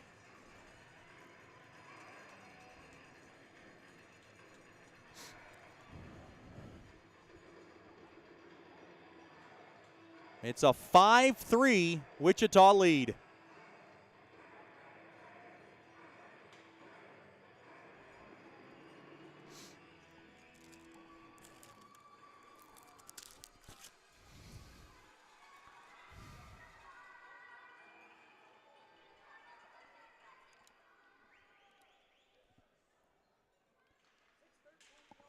.6:13 remaining here in the DeFata and Associates LLC second. Mudbugs down by a pair again. They were able to score 2 in 58 seconds. They will now have to at least score 2 to tie this game up again. Some jaw-jacking going on. Penalty coming up here to Wichita Falls. Looks like Jeffrey Bertrand's going to the box. Mudbugs are going to get an AEP SWEPCO power play out of this. What a wild and crazy second period. It was 2-1 after one. It's now 5-3. And we still got 6 minutes left in the second. Face-off battle at one there by the Mudbugs. And now the official was in the way, but the Mudbugs have it. Oh, no, a bad pass. There by Fetchko, turned over, Lanigan all alone. Quick wrister score. He went short side, and that's a tough one for Fetchko. Off the right point, and now Fetchko's arguing about something. I don't know what he was saying to Connor Bowl. It's now 6-3 Warriors, and this one is starting to slip away from the Mudbugs. Or they have them right where they want them when they were down by 3 late in the second last night. That is a big blunder from Fetchko from the right point. He threw it right into Lanigan's stick as he was trying to set up the point, and Lanigan able to slip one past to Pasquo. And it is just tough for Luca DePasquo right now. He came in cold. It is very tough for a netminder, but for a guy who is a 2003 born, when you go in there, you have to make something happen. Wow. A penalty after the goal by Bertrand. Oh, no, it was a shorthanded goal. Forgive me. And now the Mudbugs got to get one back here on the SWEPCO power play. Back up top, heading the blast, blocked. Gockler, backhanded, back up top to Kiefer. Kiefer waits, backhanded up top to Hedden. Hedden now to the far circle there from the hash marks is Gockler. Mudbugs trying to get one back, thrown, blocked. As the puck now is just thrown down the length of the ice there by Veeden.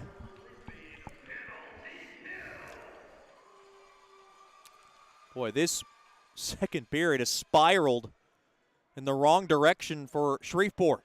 A couple of goals from Lanigan at 13:47, and then at 14:12, shorthanded, unassisted. Now thrown to the bumper slot, Fetchko. Back up top now to Metcalf. Back to Fetchko. Fetchko now from the right point, has it. Backhanded in deep there to Brimmer. Brimmer will circle around to Dorfman. Mudbugs trying to work the perimeter a little bit and get one back.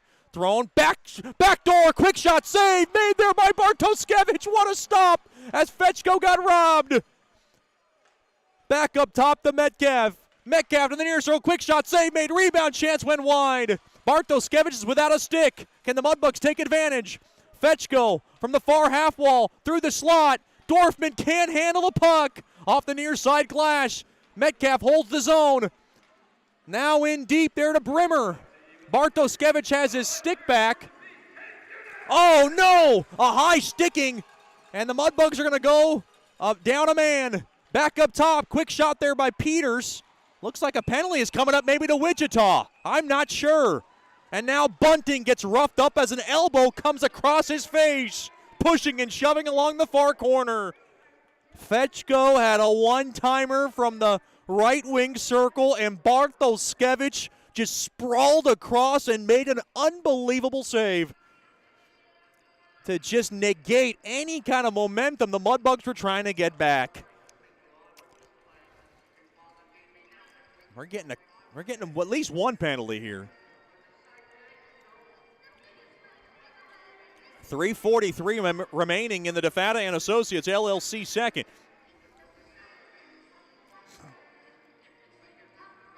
Wait a minute. Oh, no, okay. Coette's the only one going in. And now Garrett Roth wondering why they even ended up. They're not. The Mudbugs are going to get a SWEPCO power play out of this. They're going to go right back on the man advantage. And boy, do they need one back right now. They are down 6-3 in this game, and it looked like, well, it felt like it was 3-3, and within a blink of an eye, the Mudbugs gave up 3 goals. And it really has been that kind of game. The Mudbugs scored 2 in 58 seconds, and then gave up 3 back in a span of about 3 minutes. Well, 2.5 minutes or so.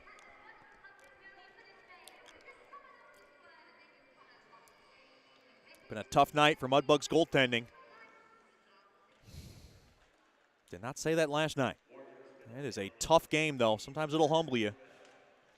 Mudbugs trying to pick him up, though. Played back up top now. Gockler has it. Gockler with a little space. Gockler now at the point. Thrown in deep there to Kiefer. Kiefer back up top to Brazil. Brazil, the captain, trying to make something happen. Now on over to Gockler to the near half wall. Kiefer has it. Thrown across there to Brazil. Brazil waits. Now to Gockler. Gockler at the point. He'll settle it down. Now to Kiefer. Kiefer waits from the near circle. Backhanded to Brazil. Brazil, a shot blocked. Now McCormick back up top to Brazil. He has it at the point. Brazil waits. He'll crisscross, get into a sweet spot. Now to Gockler. Here comes the Georgia native through the slot. Trying to find Kiefer's stick. Kiefer now works it in deep. On over to Sherino. Sherino's shot got blocked. Can the Mudbugs hold the zone? They do. Good job there by Gockler. In deep there to Kiefer. Kiefer from the near circle. Quick shot blocked. Not much space there. Sherino around the far corner trying to get it off the walls. We're down to 1 minute left in the power play. Behind the cage. Back up top to Gockler. Gockler has it. Gockler waits. Crisscrosses with Brazil. Brazil a one-timer. Save made. Rebound chance. Save made. Another chance. Bartoskevich has got it. And now pushing and shoving as the Mudbugs were trying to jam one in. Boy, this game is going to get ugly, folks. Just buckle up. Sherino looks like he's going in the box. Mudbugs got to hold their composure here. Dorfman wondering if it's going to get evened up. It looks like it is. Yeah, they're taking Corcoran into the box as well. So Mudbugs will stay on the SWEPCO power play. Good assurance there by Dorfman. Big shout out to the Dorfman family. From Nashville, Tennessee, want to give a big thank you to Mr. Dorfman, who helped us out in Michigan. He made the trip and was able to give us rides for breakfast and able to ship some of the food we needed, and we really appreciate that. Thank you, Mr. Dorfman. Of course, Braden Dorfman, part of the Ryan Waltman trade that sent him to Chippewa Steel. Face-off won there by the Mudbugs. Fetchko touches it up ahead there to Metcalf. Metcalf back to Fetchko from the far circle. Back up top now to Metcalf. He'll circle around now there to Dorfman from the near half wall. Throws it in front. Backhand shot. Save made. Rebound chance. Oh, Brimmer almost banged it in. And just getting a piece of it was Bartoskevich to keep it out. Now, Bunting back up top to Fetchko. Down to 25 seconds left. Fetchko will work it in there to Brimmer from the far corner. Now to Fetchko. Fetchko now to Metcalf. Metcalf at the point, waits. Now to the near circle there to Dorfman. Dorfman looking for a spot. Throws it in front. Save made there by Bartoskevich. He had Brimmer, but Brimmer couldn't tip it home with 10 seconds remaining on the SWEPCO power play. I'm Chet Yoder. So glad to have you with us for a wild and crazy second period. 1:53 remaining in the DeFata and Associates period, and it is a 6-3 edge for Wichita Falls.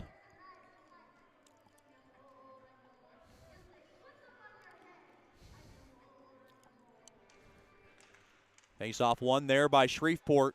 Mack now with the puck. On over to Hedden. Quick shot. Save made. Rebound chance. Trying to jam it off the back foot of Bartoskevich was Hedden. But it went wide. Now Jake Mack with the puck. Thrown back. Quick shot. Blocked. And Procopio can't hold the zone. Penalty is over. And the puck goes all the way down.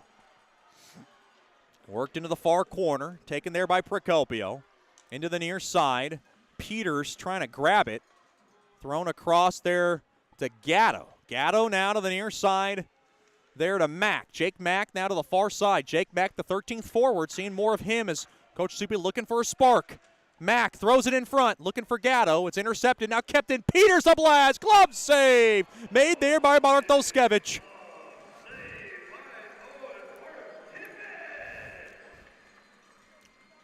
Mudbugs in a similar situation that they were last night, down by 3 with 1:06 left in the second, trying to at least scrape one across here.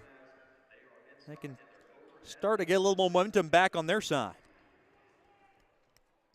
Stick around for the Sonic Drive-In second intermission show. This is how we Sonic. We'll talk to Brent Kiefer, replay that interview for you. Sedlacek intercepts through the slot. Quick shot block, kicked around there by Steele. Now back up top to Hallard. Hallard now will angle it off the far side boards, taken there by the Warriors. Up to the far side, intercepted there by Steele. Steele tried to work a cycle, but got intercepted back out to center. Steele loses his balance. He grabs it through the neutral zone, and he'll just ram it back into the far corner.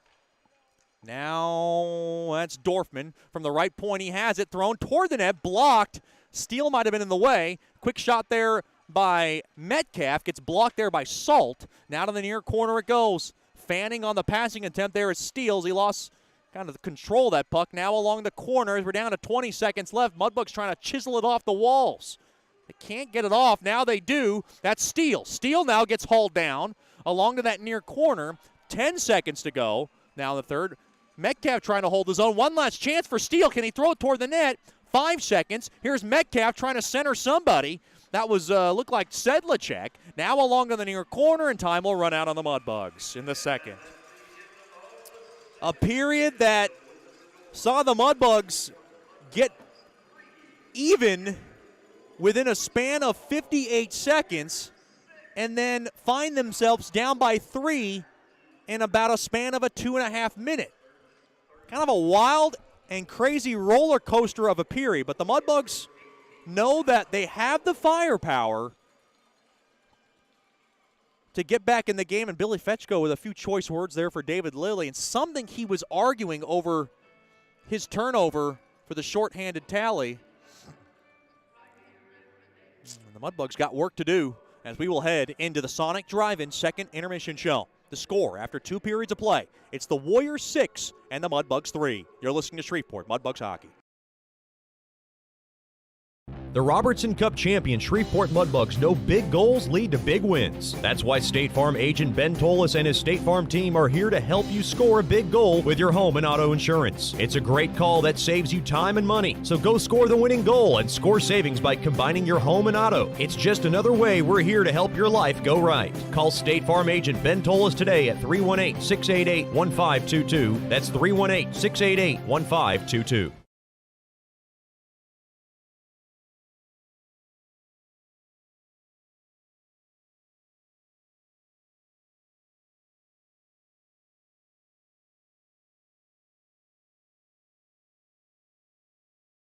Sterling Dental Center is a proud partner of the Shreveport Mudbugs. I'm Dr. Emil Janu, and my experienced staff and I will handle all your dental needs, from routine cleanings, x-rays, cavities, toothaches, and more, with the best and safest treatment out there. We are a family here at Sterling Dental Center, and we treat our patients like family. We welcome many forms of insurance. Come get your next dental appointment at Sterling Dental Center in Shreveport by calling 318-688-1040 or logging on to sterlingdentalshreveport.com.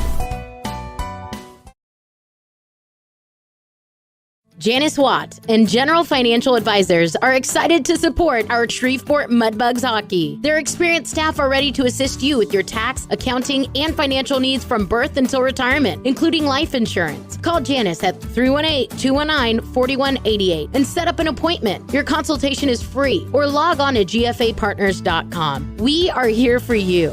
Go Mudbugs! Securities and investment advisory services offered through Royal Alliance Associates, Inc., member FINRA SIPC, and registered investment advisor. Generational Financial Advisors is a marketing name.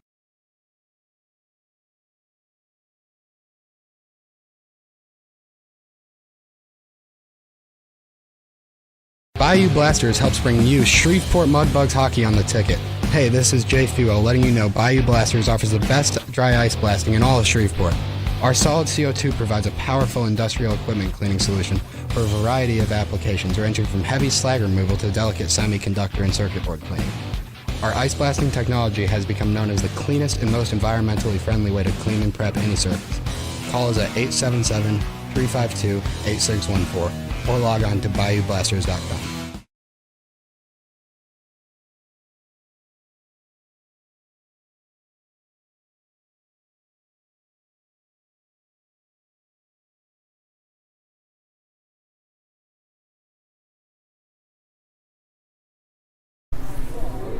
Welcome back into the Sonic Drive-In second period. This is How We Sonic. We're joined by one of my favorites, returning Mudbug, Brent Kiefer. And Keith, a weird off-season, a longer off-season. Was this one that you could kind of be able to take advantage of? Yeah, Chet, it was. The really long off-season really helped with gaining weight and getting stronger in the gym and being able to catch up with some friends and family before I had to leave to Shreveport again. Glad I got the time to do that. I noticed you got bigger, a little buffer upstairs. What kind of was it? Were you on a certain workout routine, waking up early, doing certain workouts? What was kind of? Was there something different in what you were doing? Yeah, I got a new trainer this summer out in Chicago, and I had one up in Colorado. And they were just combining their workouts together, so it's like one pretty much workout, but they were two meshing their heads together and their brains together, and it just worked out really well. So I have to ask you, how much can you bench? A lot. Okay. Are you getting up there? Like, cause they always tell me, last year the guys used to always rag me because they would see me in the weight room sometimes. They would say I'd have to bench how much I weigh. And I'm about 180, 185, and I cannot bench anywhere close to that. Can you bench how much you weigh? Yeah, I benched 200 last summer. Okay. For my max. So, yeah, I haven't benched since then, so it's definitely less. But were you able to get any kind of ice time in Colorado? What was the availability? I know with COVID, everything was just a little bit sticky, so to speak. So there's a private actual like rink in Monument, Colorado, like 10, 15 minutes from where I live in Colorado Springs. And so at first it was closed. It was closed like I'd say March to like July. Sure. And like probably like late July I'd say it started up. We started skating and it was like pro and college skates. Those have been well. So I did those for like a month or two. So I got like 2 months into skating, and I mean I'm grateful. It's better than what other guys got. So happy I got the opportunity. Did you get a sense that last season was wasted? Just kind of the way it ended, 10 games shy of the regular season. We didn't have a chance to go to the postseason, which the Mudbugs qualified for. Obviously, what was going through your mind when kind of that decision came that the season was going to be canceled? For my mind, it was, one, we were on a 16-hour bus ride to New Mexico, so that really sucked. But no, I just felt bad for all the 99s that it was their last run pretty much for junior hockey, and the last memory they have is going on a bus, going to New Mexico, and just being told that their dream of winning a Robbie Cup, and unless they already did 2 years ago, that it'd be canceled and cut short. So, I mean, I'm not really sad, like how it sucks how it ended, but I'm glad I got to meet the guys I did for my first year, my rookie year, and I wouldn't take it back for anything. Now I got a chance to ask you. You scored a hat trick in Odessa. That was actually at home against Odessa, and it was obviously a game that stuck out with me, as a broadcaster, and just seeing you being able to kind of grab that hattie. Is that the first hat trick that you've ever had? No, I had one back like youths, like sure. Never junior. It was my first junior hat trick, but yeah, I had one, and I had a couple in youths, but yeah, it was my first. I guess that was my most memorable hat trick, I'd say for sure. Were you kind of like, where was this in the first half of the season? Yeah, no, definitely. The first half, I'm glad how I finished in the second half is really how I'm trying to start out this season. And, I learned from a lot of guys last year, my coaches and all that. So that's honestly what's gotten me better and pushed me through the summer and through last year. So I'm excited for the season to start up. Speaking of last season's group, I have to ask you about fellow Colorado and Mason Balboa. He's at Air Force. Do you guys keep in touch at all? Oh, yeah, we text a decent amount. Not as much right now just because he's doing his thing and I'm doing my thing. Sure. But the gym I went to was actually at the rink as well, and he was working out and we were skating together. But then he had to obviously deport. Yeah. So he had to go there. So he's doing good then? Yeah, he's doing great. Yeah, I don't know about his hair though. His hair's a tough look. I think it's tough to replace a guy of Mason Balboa, just a guy that's obviously so full of life, full of spirit. And you go into this year's group in a different kind of situation where you guys didn't go to Michigan. You come to Shreveport, have a longer camp. And what I've noticed is the chemistry is unbelievable. Like, I think this might be the best group that I've ever seen in my 5 years now at the Mudbugs. What has been your take about this group, especially compared to last year's group, which was good? Honestly, we had a decent amount of returners come this year, but there's a lot of Michigan guys, so everybody knows everybody. You think there'd be beef with just youth stuff and this guy did that, this guy did this, but really it was brought us all close together. Guys got to see their families this weekend, so that was nice, and got to meet new people, got to see new faces, so it was really nice. Outside of the returners, did you know anybody going into this camp? I don't think I did know anybody. Not on the team right now, at least. Yeah, I didn't know anybody, so yeah, I was kind of new to everybody else, honestly. I got to ask you about your billet roommate, Lucas Sedlacek, a Staten Island, New York guy, a little bit farther up in the East Coast. What's it like rooming with him? Oh yeah, we share a room. He's really loud. He's a funny guy. He has really broad accent. He's definitely from Staten Island, and he's a good kid. Got to wake him up though sometimes so he's not late to practice. We're talking to Brent Keever here in the Sonic Drive-In second intermission show. This is how we Sonic. Keith, you look at the expectations that they had last year. What has been the message this year from the coaching staff, just kind of going into this opening weekend? Oh yeah, for sure. We definitely since we lost a really big core group last year, we had to kind of reconstruct and get new systems down for this year. And we got to just be consistent is the biggest thing, because that was our biggest problem last year, was being consistent in the really tight-knit games and stuff like that. And so probably consistency is our biggest thing that Subi's been saying this whole break. What's been fun about this South Division is we might have lost a couple of teams due to COVID, but we did gain a new team in Wichita Falls. You got to see them in the preseason. What was your take in the preseason and that you can kind of apply to this weekend? What's your impression of the team? Oh, yeah, they're definitely a hard-working team. They like to throw the body around a lot, which is nice for us. And they're definitely going to be a skilled, hard-working team, so we got to do our best, got to play our best. And we can't let them down just because they're a new team thinking that they're not going to be very good. Before I let you go, hard-hitting, I have to get to that. Last year, you did have to kind of tie it up a couple of times, and I know you not to be a fighter, and that's not even a problem. You had to throw it down. Is that something that you're maybe gonna have to happen? That might have to happen if the occasion arises this season. Especially being an older guy, yes, that'll most likely happen. I'm not gonna ask a guy to go or anything like that, but if someone gets hit from behind, and Brazy or a young guy or anybody on my team, I'll definitely probably drop the gloves. How was the bout in Odessa? Were you okay with it? Because I think when you came on the bus, you weren't yourself, because you're always kind of this really happy-go-lucky, always positive guy. You were not down. I think you were middle of the road. So when it happened, I think it was just I had so much energy that it didn't hurt at all, but after we drove back from Odessa that morning, it hurt so bad. And I just wanted to fight that kid so bad. If I saw him in the streets or wherever, I would have jumped him. I just wanted to fight him so bad, but then he got traded, so that sucks for him.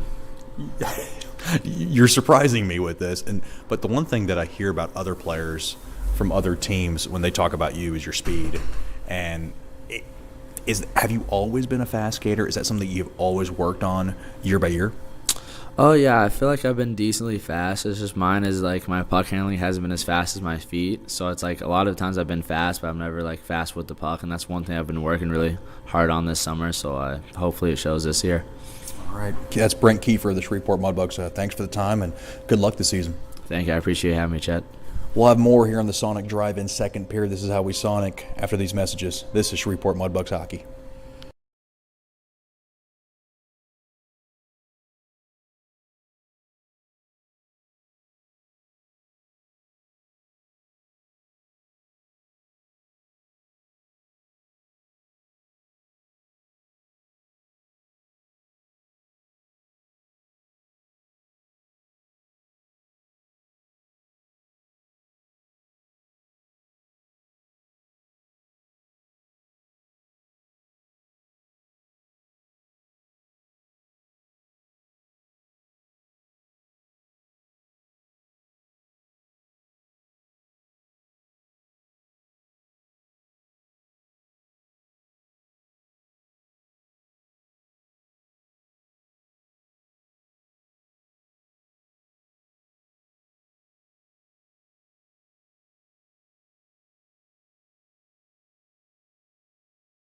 Bayou Blasters helps bring you Shreveport Mudbugs hockey on the ticket. Hey, this is Jay Fuo letting you know Bayou Blasters offers the best dry ice blasting in all of Shreveport. Our solid CO2 provides a powerful industrial equipment cleaning solution for a variety of applications ranging from heavy slag removal to delicate semiconductor and circuit board cleaning. Our ice blasting technology has become known as the cleanest and most environmentally friendly way to clean and prep any surface. Call us at 877-352-8614 or log on to BayouBlasters.com.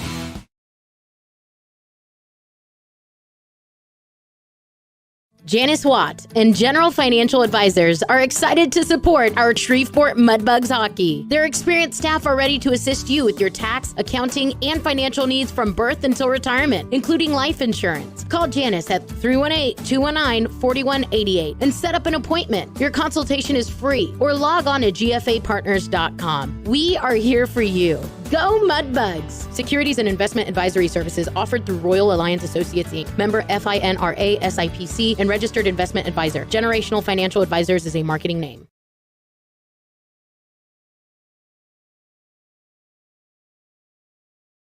Sterling Dental Center is a proud partner of the Shreveport Mudbugs. I'm Dr. Emil Janu, and my experienced staff and I will handle all your dental needs, from routine cleanings, x-rays, cavities, toothaches, and more, with the best and safest treatment out there. We are a family here at Sterling Dental Center, and we treat our patients like family. We welcome many forms of insurance. Come get your next dental appointment at Sterling Dental Center in Shreveport by calling 318-688-1040 or logging on to sterlingdentalshreveport.com.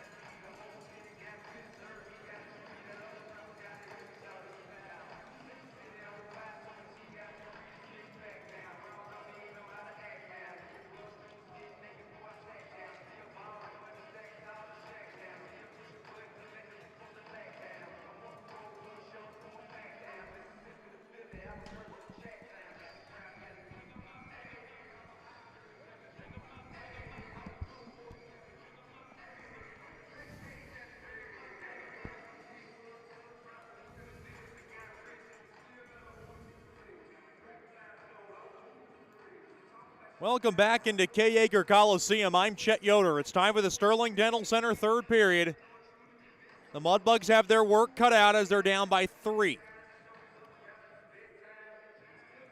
That second period had a roller coaster effect of enormous proportions as the Mudbugs tied the game up within a span of 58 seconds and then gave it up 3 goals in a span of about 2.5 minutes.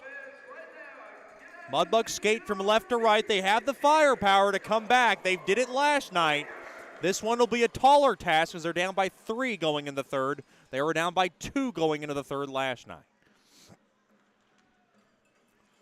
Now played up ahead, back out to center. Gockler is going to grab it, gains the blue line. He'll work it in deep. Now behind the cage. Now to the near side there to Vita, and he takes a hard hit. The one thing you worry about in these kinds of games is what's going to happen as far as the fisticuffs between both teams. It has gotten a little wild, and you think it might escalate somewhere of dangerous proportions. Kiefer up ahead there to Onstad, in deep into the far corner. We'll keep an eye out on that. A little bit of a log jam in front of Kiefer along that far half wall. Now taken down there was Onstad. Quick shot there, redirected toward the net. Off the stick of Kiefer, it went wide. Now worked in deep, Kiefer lets it go behind the cage of Bunting. Bunting has it from the near corner. He waits, does a little pirouette, works it in deep there to Kiefer along the end boards. Kiefer from the point, he's going to take it all the way out. He just did not like that space, and sometimes you got to do that. Now through the neutral zone, Bunting will blast it back in. Mudbugs need a line change. Play back in now, through the neutral zone rather. Now nudged across to the far side, off the far side, boards in deep into the Mudbug zone. Penalty, offsides on Wichita. I want to give a big special shout out to one of our adoring season ticket holders who's tuned in tonight. A very special family. Shelby Allison and James Kaler tuned in tonight. So glad to have them with us. They're always so nice. Whenever I see them, I always say hi. And they're watching, and that group's a special one because they are a loyal Mudbug, part of the loyal Mudbug fan family, rather. I want to give them a special hello.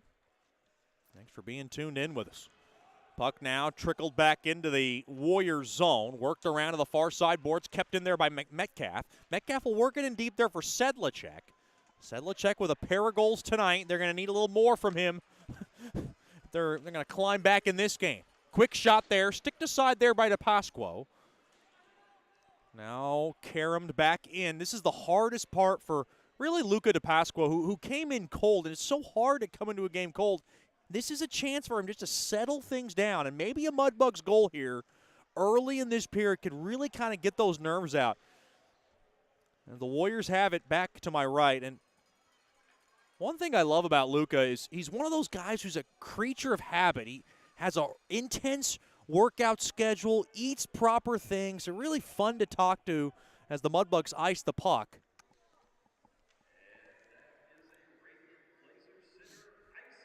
Of course, DePasquo,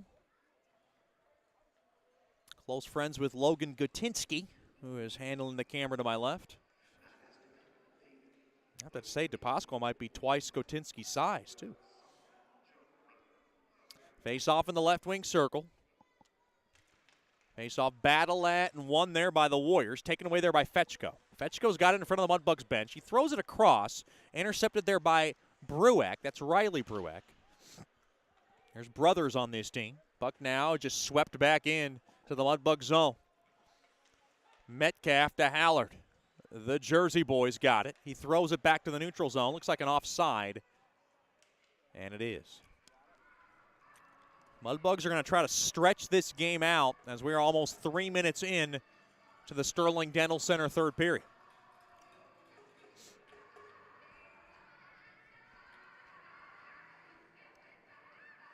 Face-off just outside the Mudbugs blue line.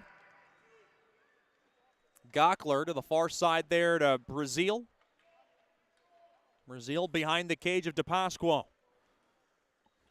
The captain up ahead to the far side there to Sherino. Sherino does a little spinorama. He'll work it in deep now along the end boards. Procopio there to hold his man. Gatto now trying to slip through the traffic, trying to hold the zone. They're pinching it there is Brazil. He's taking a chance, and he's won. Now Sherino has it. Sherino thrown in front off the back heel of Procopio. Mudbugs trying to hold the zone. They cannot. Puck caromed off the far side boards and out. Mudbugs took a little gamble there, and it paid off. You're going to have to take some shots here, down by 3. Now worked around the near side boards, back out of the zone. Gockler has it. He'll sweep it across there to Hedden, the Kalamazoo native. Nudged it across, trying to find the stick of Onstadt. It's intercepted, and now Wozniak has it. The captain for Wichita works it into the zone. He'll take a step back now. And he'll just wheel it in along to the far side, taken there by Hedden. Hedden now gets a stick up his craw. Now to the far side, taken away there by Veden. Now into the near side it goes. To the right of DePasquo. Now to that near corner it goes over to Bertrand. Might have right, Bertrand just arrived this morning and was in the lineup from Garrett Roth. Puck now is lofted in to the neutral zone, taken there by Wiseman. Wiseman will whack it back into the Mudbug zone. Heading back to Peterson, the Sarnia, Ontario native, wants to slow it down a bit. Dorfman, Steele, and Sedlacek on the ice. That's a line that Coach Soupy really likes, and they're going to have to make something happen here. Sedlacek will just drub it in as he gets taken down hard. Luckily, he's okay. Thought he was favoring something, but he's okay. Oh, he is. Sedlacek a little winded as he'll go back out to the bench.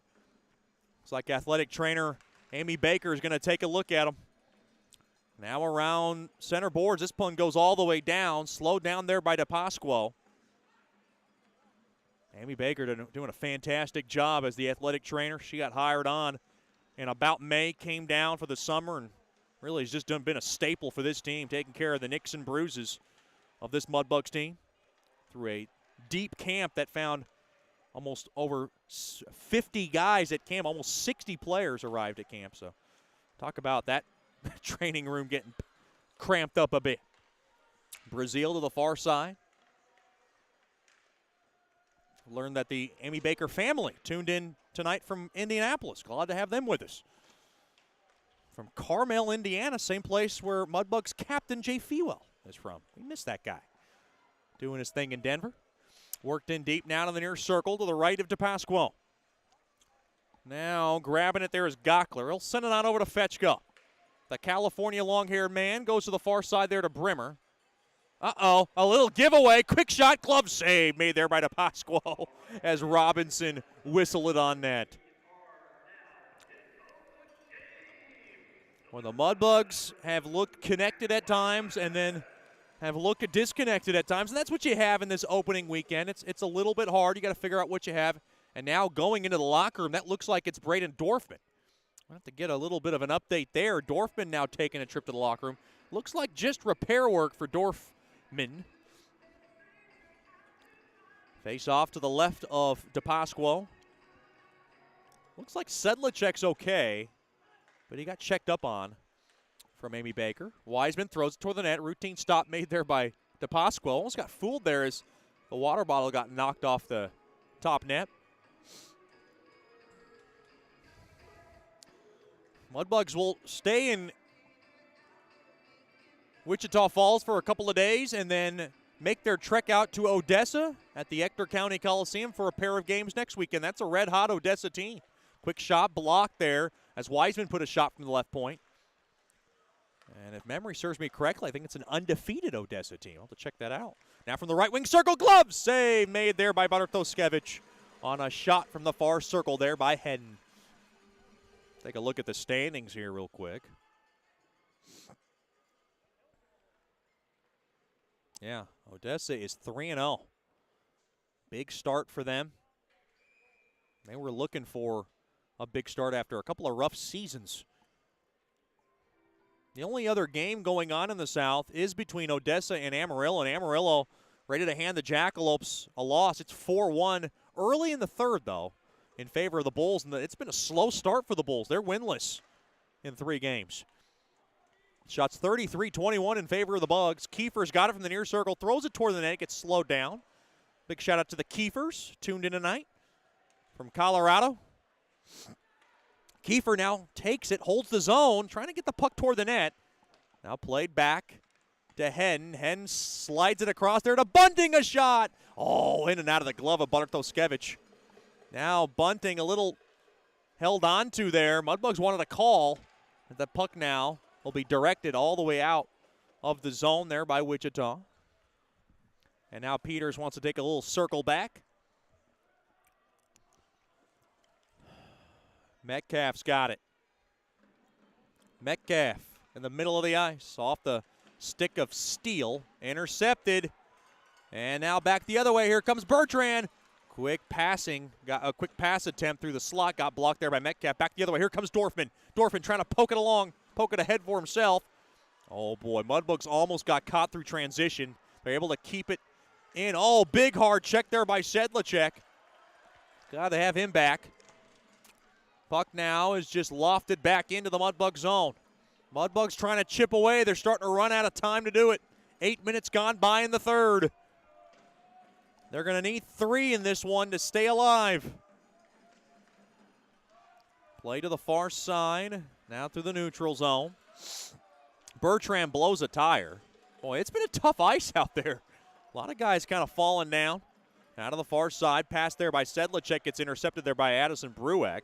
He'll bang it back in, and now Brazil's got it. Brazil gains the blue line. He'll advance it in by himself. He'll take it now behind the cage. He stays with it along the near side. Played back up top to Gockler. Gockler now to the far side there to Fetchko. Fetchko tried to drop a pass in front there to Brimmer. Intercepted, quick shot, gets blocked. And now McCormick from the far corner. Thrown in front, shotted wide. That was Fetchko at the doorstep. Now flipped back up top to McCormick, the Wisconsin cheesehead, over to Brazil. Brazil throws it in front, it goes wide. A rebound chance, and it went through the goal mouth. And now a break in the action. Oh, the Mudbugs trying to find one of those fluky goals to get back in it. Almost had one. Coach Soupy always teaching behind that bench, starting to give a little lecture to Brent Kiefer and Garrett Steele on what to do on their next shifts. Johnny Haller needs some tape. That was a heck of a throw there by the equipment manager across the bench. Chris Perry got an arm on him. Used to play baseball. Played back up top to Sherino. A sizzler, but it got blocked, and it deflected out of play.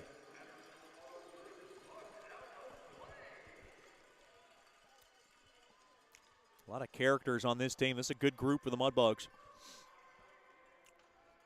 10:52 remaining in the third. 6-3 is the score in favor of Wichita Falls. 5-1 now. Amarillo on top of Odessa, so they're trying to get their first win of the year under Rocky Russo this season. Boy, Amarillo was really talented last year. Lost a little bit of that firepower. All the way down in the Mudbug zone it goes. Picked up there by Procopio. Up ahead there to Sherino. Sherino back to Procopio trying to tip it home. It went too far for him. Now Gatto has it, throws it in front. Swallowed up and taken there by Riley Brueck. And now the puck is deflected back out to center. Big shout out to Miss Lisa Procopio, tuned in tonight from Grosse Pointe. Glad to have her with us. Puck now is thrown into the air, taken there by Hedden. He'll kick it back to his blue line. Peters will grab it. Peters through the neutral zone. Oh, no. Stolen away, and the puck is bombed back into the Mudbug zone. Boy, Peters trying to dump it in, and it just got intercepted. Oh, no, a turnover. And now Robinson thrown in front, tipped on net, saved made there by DePasquo. And now a loose puck covered up there by DePasquo. As Veden was trying to tap one in. You know what Garrett Roth's thinking? No lead is safe. He has had a 4-goal lead evaporated against Odessa and a 3-goal lead last night evaporated. And we got a break in the action. 9:55 to go here in the third. It's 6-3 in favor of the Warriors. You're listening to Shreveport Mudbugs Hockey. Janice Watt and General Financial Advisors are excited to support our Shreveport Mudbugs hockey. Their experienced staff are ready to assist you with your tax, accounting, and financial needs from birth until retirement, including life insurance. Call Janice at 318-219-4188 and set up an appointment. Your consultation is free, or log on to gfapartners.com. We are here for you. Go Mudbugs! Securities and investment advisory services offered through Royal Alliance Associates, Inc., member FINRA SIPC, and registered investment advisor. Generational Financial Advisors is a marketing name. Welcome back into K. Yeager Coliseum. Mudbugs Hockey Night brought to you by DeFata and Associates, Investigative and Risk Analysis Services. My main man, Jerry DeFata, has all your personal matters, child custody cases, internal theft problems covered by calling 318-635-9944 or logging on to defatapi.com.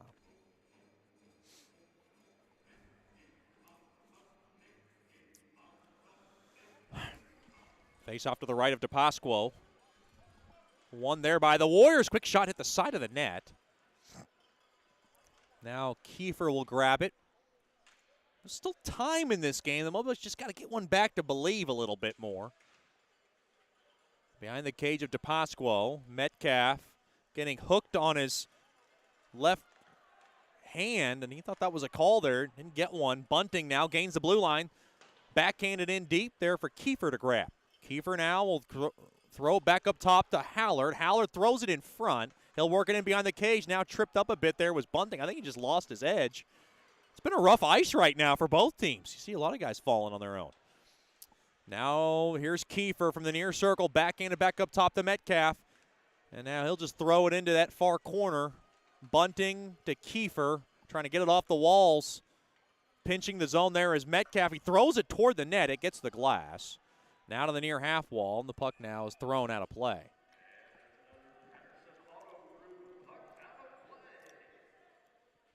Boy, the Mudbugs had a lot of zone time on that shift. Just couldn't get much of a grade A chance there.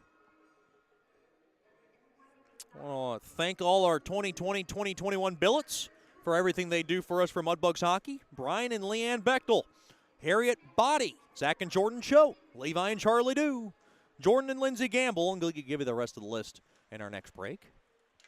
Now to the near corner. It's a bigger list than it's ever been. And those are all fantastic. Now swept up ahead. On over to Wozniak. Drop back pass. Salt. Quick shot. Pad stop made there by DePasquo. And now a penalty coming up. Late hit. And now to the far half wall. Oh, boy, this one's going to get messy. Sedlacek's in there. Boy, Brazil went awkwardly into the far half wall. And anytime Brazil goes hard into the wall, you always hold your breath after that heinous hit last season in Lone Star. But he is okay, and the Mudbugs sticking up for their captain, and I don't blame them. They might have taken a penalty for it, but you got to stick up for your captain. That's Jake Mack, who's going to go in the box. Thought I saw one after the horn. Yeah, they're going to get Sedlacek. Oh, wait a minute here. Okay, they're going to get one on Wichita, so Weiss goes in.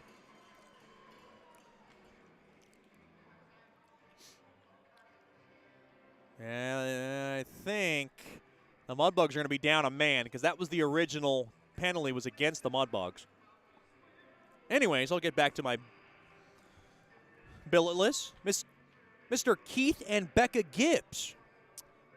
Jim Hacker, Spencer and Candace Hardy doing a fantastic job as always. Brian and Kristen Hill, Ed and Jennifer Horton, Jeff and Nicole Lowe, James and Amanda Meyer, Miss Karen Mitchell, Carlene Mudd, I heard she cuts good hair, Martin and Carla Mueller and family, Scott and Karen Musket, Ronald and Bridget Peterson, Kyle and Paige Porter, Randy and Tanya Reeves, Casey, Ryan and Dave Burkata, Amy and Trey Salters, Miss Tammy Sutton, Mark and Shannon Weldon, for all being proud billets of the Shreveport Mudbugs. We can't do it without you, and we give our sincerest thank you to everything you do for our players. Hashtag love our billets.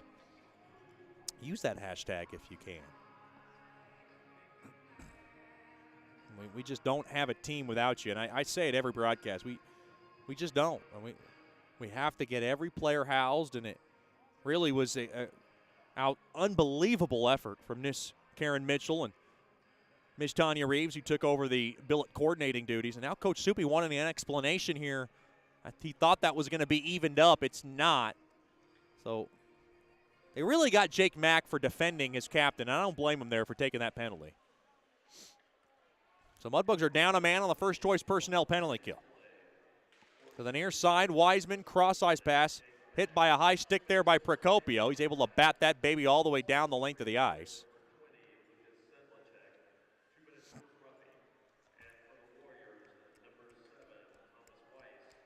Thrown across off the stick of Panchison, off the near side boards and all the way down. Really got to give a lot of credit to this Wichita Falls team. They are a really talented squad. They've taken advantage of a lot of breakdowns, and they've been able to really capitalize on them. As now DePasco covers up on the puck as the puck goes off the boards behind him. I'm Chet Yoder, so glad to have you with us for Mudbugs Hockey.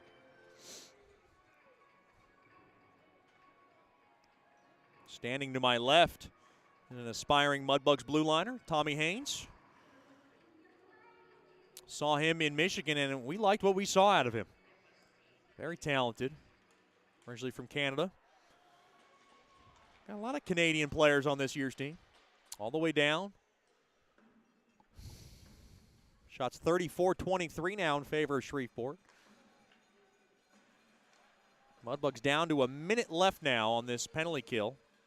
Worked around now to the left point. Now to the point there is Corcoran. Corcoran now has it from the right point. He'll set it up now. He'll crisscross with his man there, Coet. Wichita winless in their last 3 games, trying to find their first win of the year. They always say the hardest win is your first win.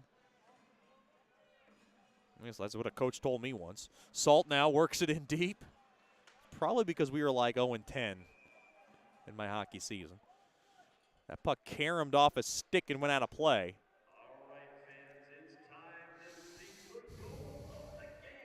7:08 remaining in the third.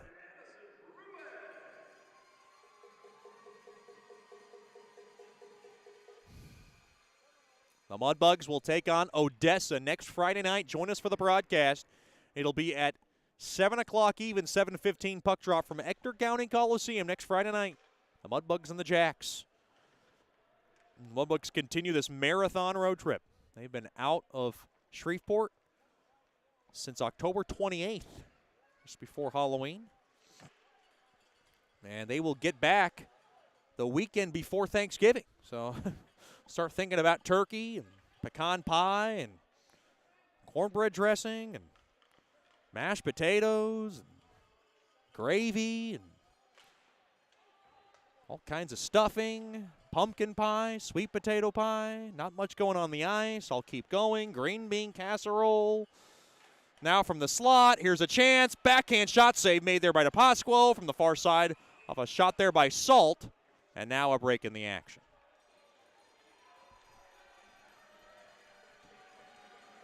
We got another penalty. It's coming up against Peters. It looks like it's a roughing infraction. And the Mudbugs just having trouble staying in the box. And now Jake Mack with a few words there for Lanigan.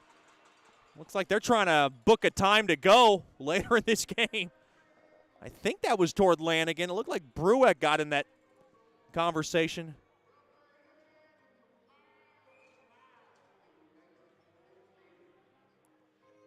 You hardly, well, okay, I'll say, I've hardly ever heard Jake Mack speak since he has arrived in camp. One of the most quiet guys.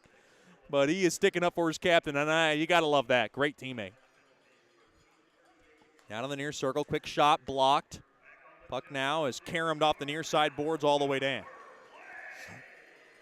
The Mudbugs back down a man with 6 minutes to go now in the third.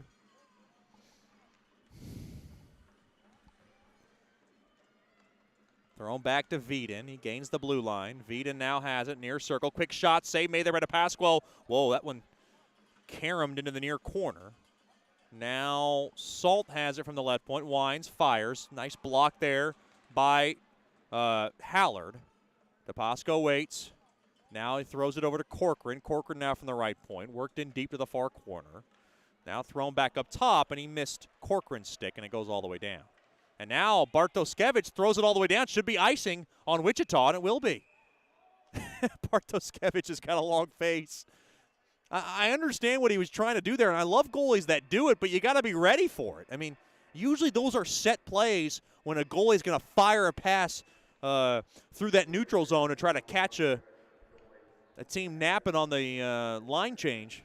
But he kind of threw it where nobody was there, and kind of looked like when a quarterback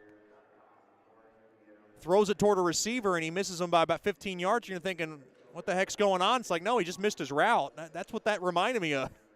There was no route run there from the Warriors, as we are down now to 5:15 left in the third. 6-3 lead for Wichita Falls. To the far side it goes. On over to Weiss. Weiss will just wrangle it in to the Mudbug zone. Out of the near half wall it goes. Played back to Telecki. Telecki now in deep there to Panchison. Now to Lawsonbody through the slot. He tried to find Robinson's stick. Good tie up there by Gatto. Oh, hard check there as Brazil got hit hard. And he is starting to breathe a little bit, and he is hurt. Oh, no. And I'm hoping David Brazil is okay. He has leaned over now on his back on the bench. Keep an eye on the captain. He told Amy Baker to stay away. Now play to the far side.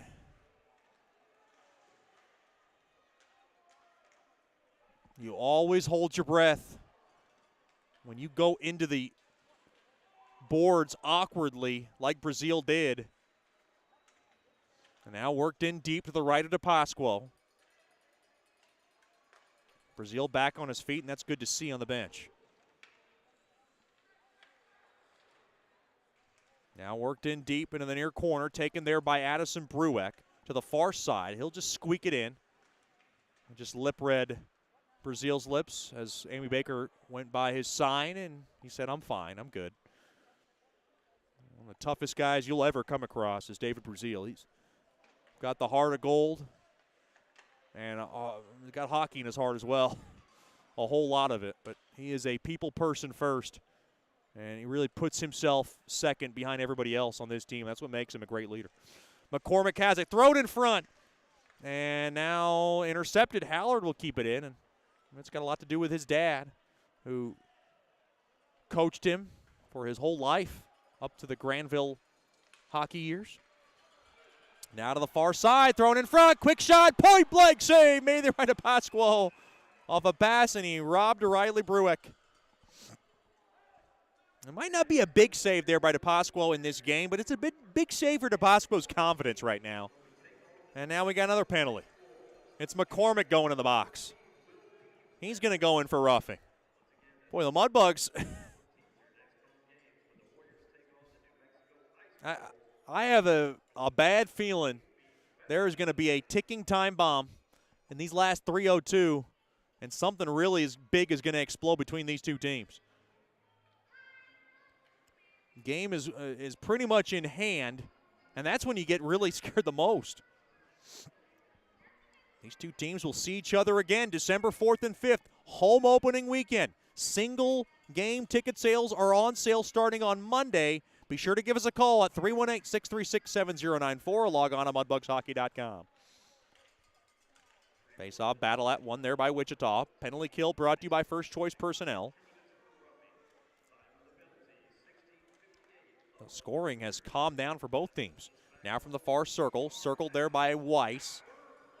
Weiss and the Warriors on their way to their first win of the year. Quick shot, paddled away there by DePasquo. Brazil can't clear it, though. Got a stick tied up a bit. Now at the point, Corcoran a blast, blocked in front there by Brazil again. He'll whack at it, try to knife it out. Now off the near side boards, and it comes out of the zone. Taken there by Gatto. Gatto going to try to take a chance here. And he got his pocket picked to the neutral zone there by Veden. Now Veden goes down hard into the boards. Now Peters has it along the far side. He'll backhand it off the far side boards and back down the length of the ice. Almost 2 minutes left in the third. 6-3 lead for Wichita Falls. Mudbugs, for all intents purposes, will leave Wichita Falls with a split. It could have been better. It could have been worse. Off the stick of Lawson Body, and it looks like Wichita Falls is offsides. Get you set up in the Raising Cane's postgame show, tell you how all this happened. Raising Cane's, you know how I like it. Caniac combo, 10 packs of Louisiana hot sauce. You mix it into the cane sauce, and you call it Chet's Clawsome Sauce. You can hashtag that, baby. Raising Cane's, a proud corporate partner of Mudbugs hockey.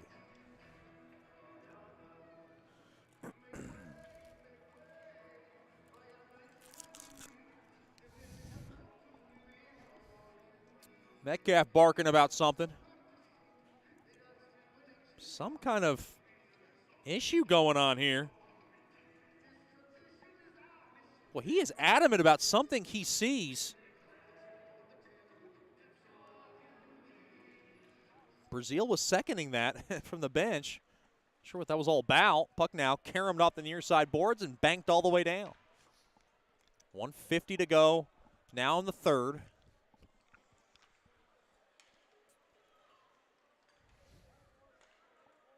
Taken there by Wiseman. One thing we do know about Mudbugs hockey is that they could score some goals. They've scored 6 in these 2 games. Really have shown the ability to never give up. Now back up top it goes to Telecki. Telecki will drop it off there to Wiseman. Wiseman now will angle it into the boards to the Lawson Body. Thrown off the stick of DePasquo as the puck now is slipped all the way down. Steele will hustle. Steele has it. Steele looking for a shorty opportunity. Thrown across through the slot. Quick shot blocked. That's a big block there by Telecki. As Hedden was trying to hammer it home. Now out of the box comes Mack. Mack fresh out of the box. Or rather McCormick, forgive me. Mixed up my big guys. 50 seconds to go. Quick shot there. Save made there by Bartoskevich. And he will cover it up. And now pushing and shoving. Fetch goes in the fray. Tied up there is McCormick. Got some big bodies in front of Bartoskevich. That is a name that I will never forget. Owen Bartoskevich from Poland. That is one of those names that was difficult to pronounce at first, but it kind of rolls off the tongue now. Mudbugs haven't really been able to generate much traffic on him this period, but we'll try to get something going here with 46 seconds left in regulation. Mack has it. Mack backhander goes wide. Now to the near corner it goes. 38 seconds. Wichita on their way to their first win of the year. They were winless in their last 3. Now to the near side. Picked up there by Hedden. Up across. Missed the stick of Brimmer. It'll go all the way down. Hard check there as McCormick sandwiches his man into the boards. That was Carpenter. Now thrown toward the net. Stick save made. Rebound chance. They score. That was McCormick with 17 seconds left. And now pushing and shoving. Somebody came at McCormick. I believe it was Carpenter. McCormick scores. It's 6-4. It's his first of the year. So the Wisconsin Cheeseheads got a goal, and we got a little pushing and shoving, and the Mudbugs are 2 goals closer. And I believe Coach Soupy might use a timeout here. You still have you're in that range of where you can miraculously score 2 in 17.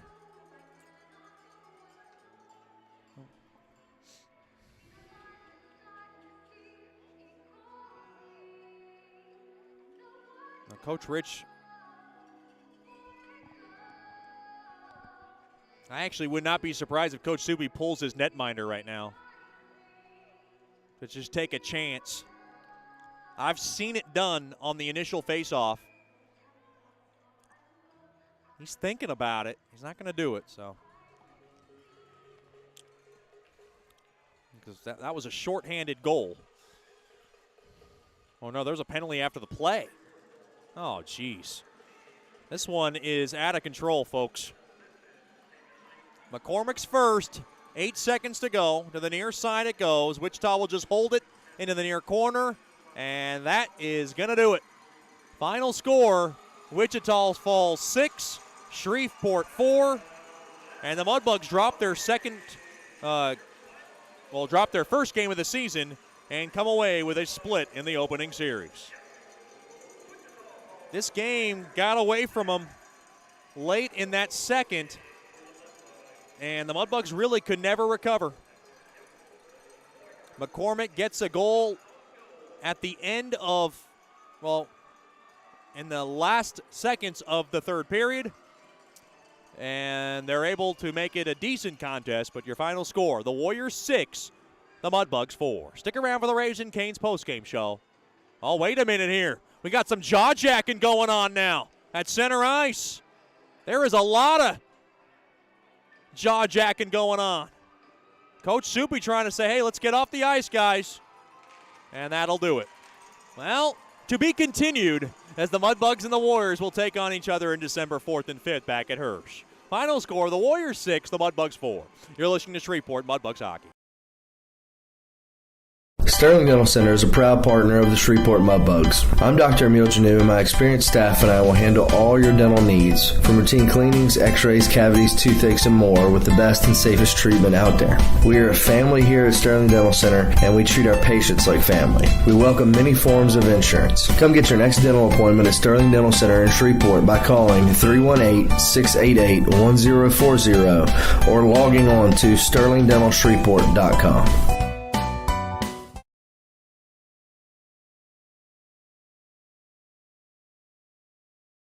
The Robertson Cup champion Shreveport Mudbugs know big goals lead to big wins. That's why State Farm agent Ben Tolis and his State Farm team are here to help you score a big goal with your home and auto insurance. It's a great call that saves you time and money. So go score the winning goal and score savings by combining your home and auto. It's just another way we're here to help your life go right. Call State Farm agent Ben Tolis today at 318-688-1522. That's 318-688-1522.